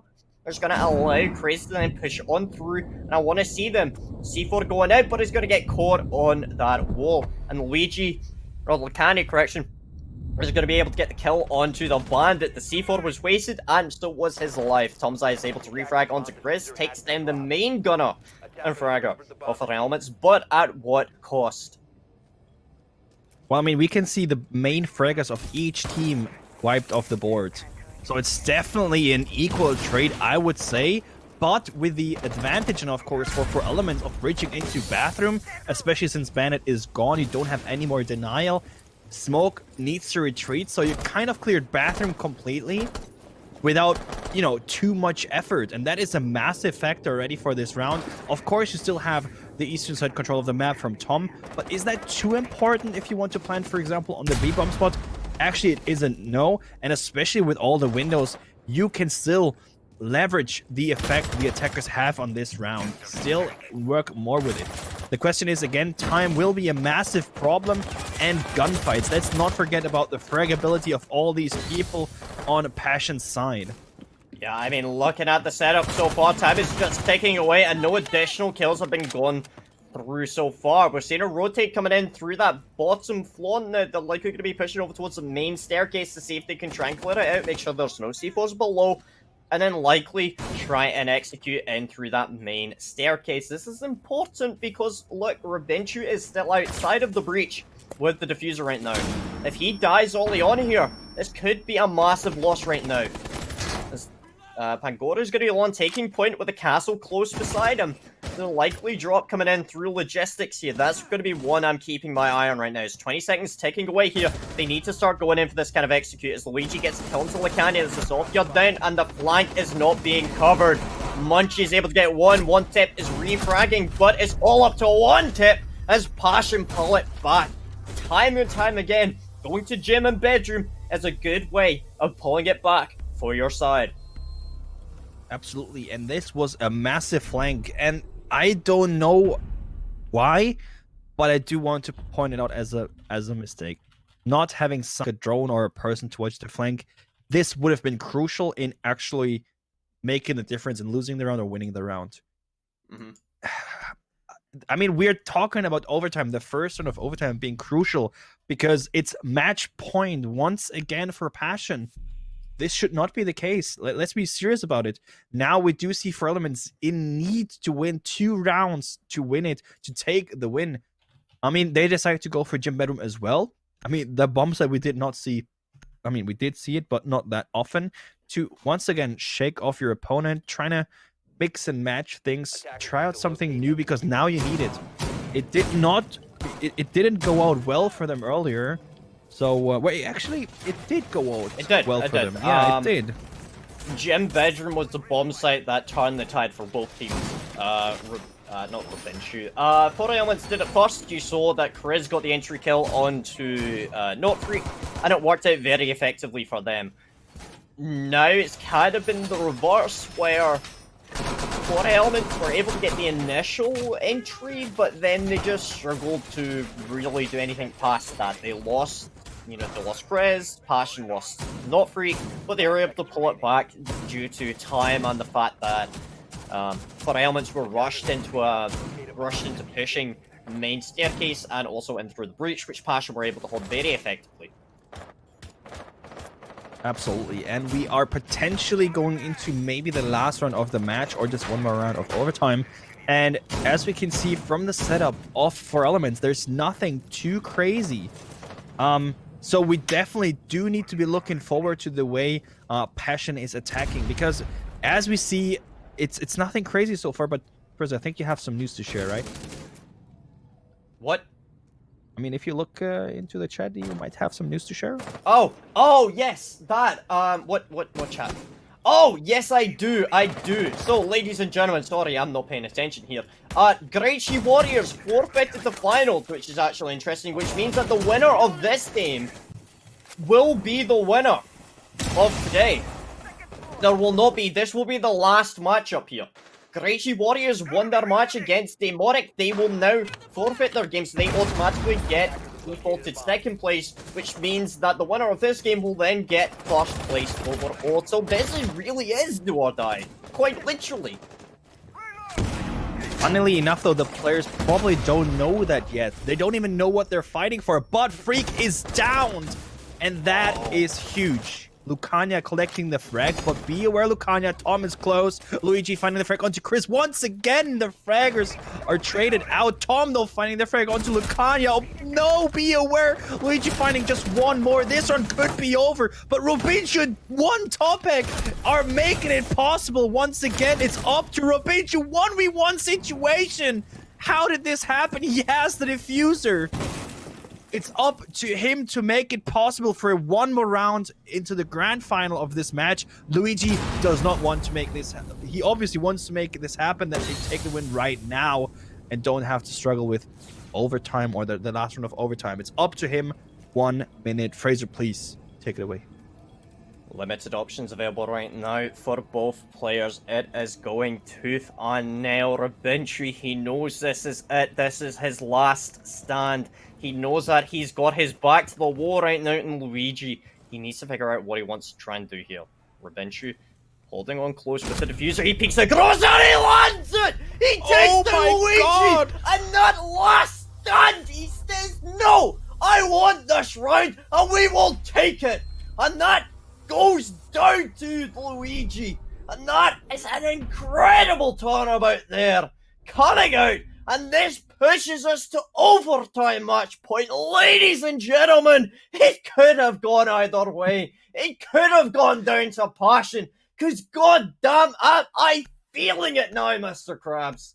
Looking over towards this. A 7-7 scoreline. Silver, what does this mean, my friend?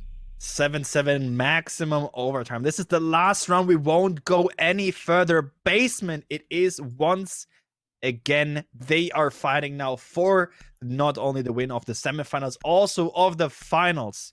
Whoever wins will be rewarded with the qualification for the JBL Quantum Community Cup. Everything is on the line. Wow. The tension in my room is just woo.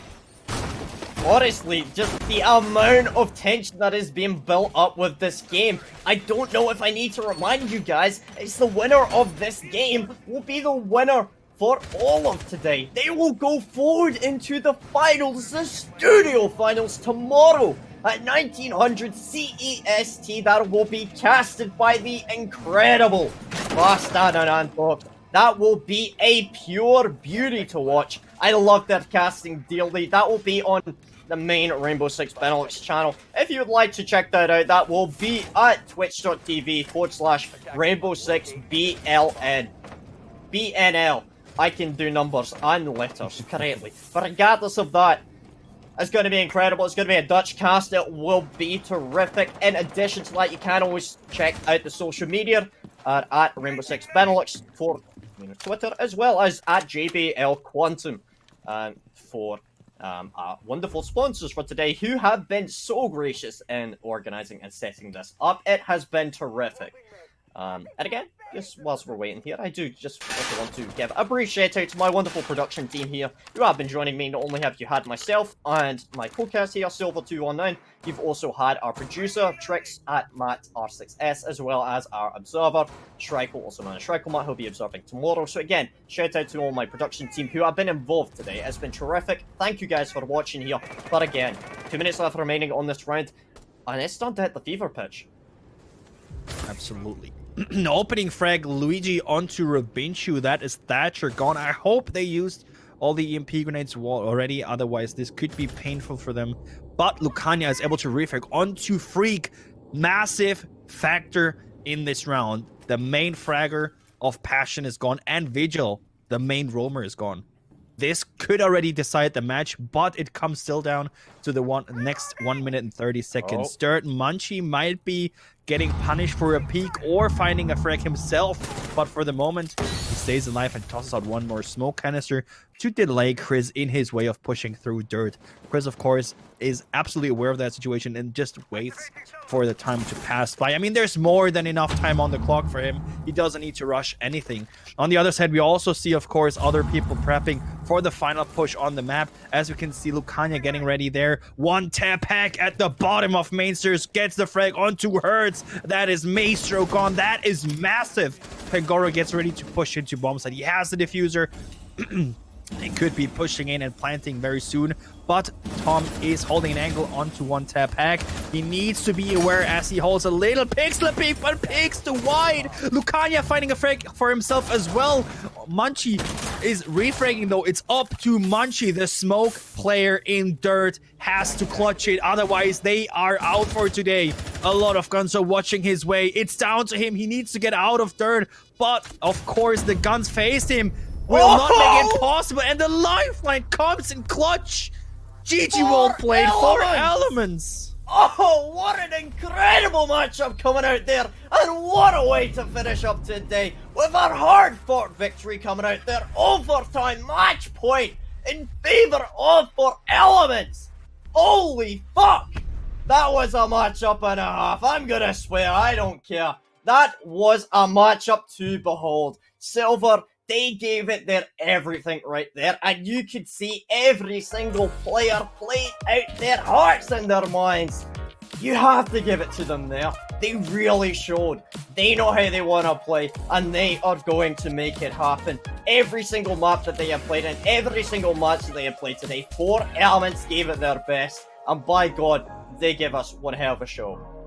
I mean, they were really having a hard day. First, they were looking really good in the first matchup against Elvis, but then Elvis managed to somewhat get a comeback possible or comeback done, but then they shut them down. And now in the next match, they were the ones to pull the comeback. It was 6-2, and they had to pull it back, and they did. This is so incredible. It just shows how much passion, I'm sorry to say, how much passion for Elements puts into the match, how much energy, and in the end, just how much team play and efficiency in droning, in using utility, in pushing, in everything.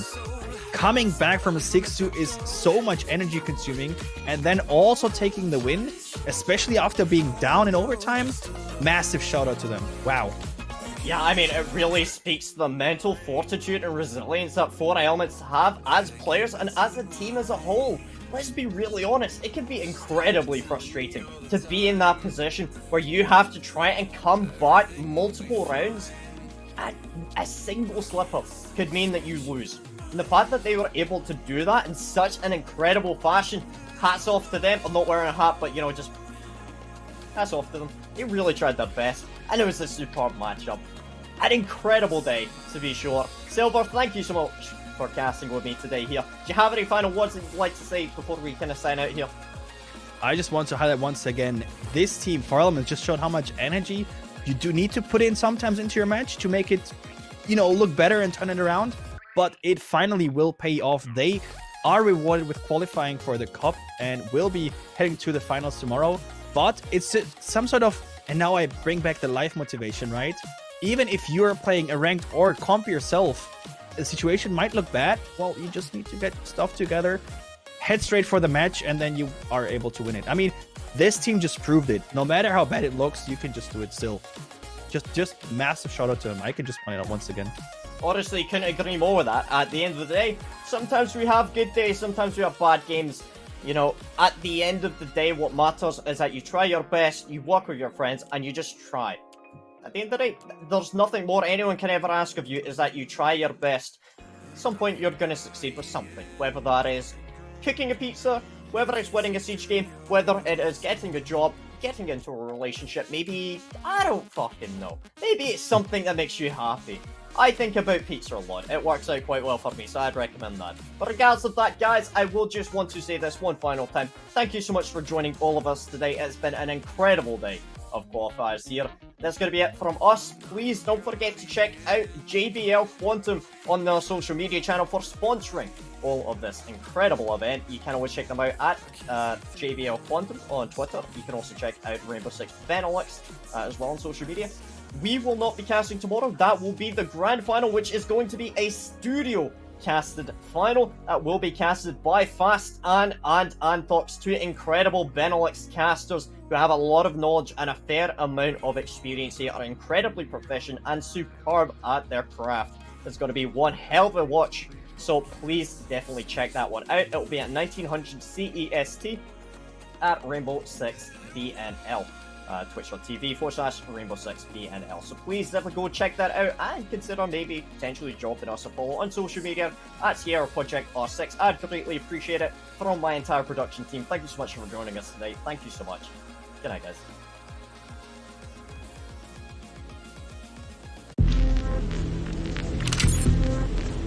You should know better than to write me off.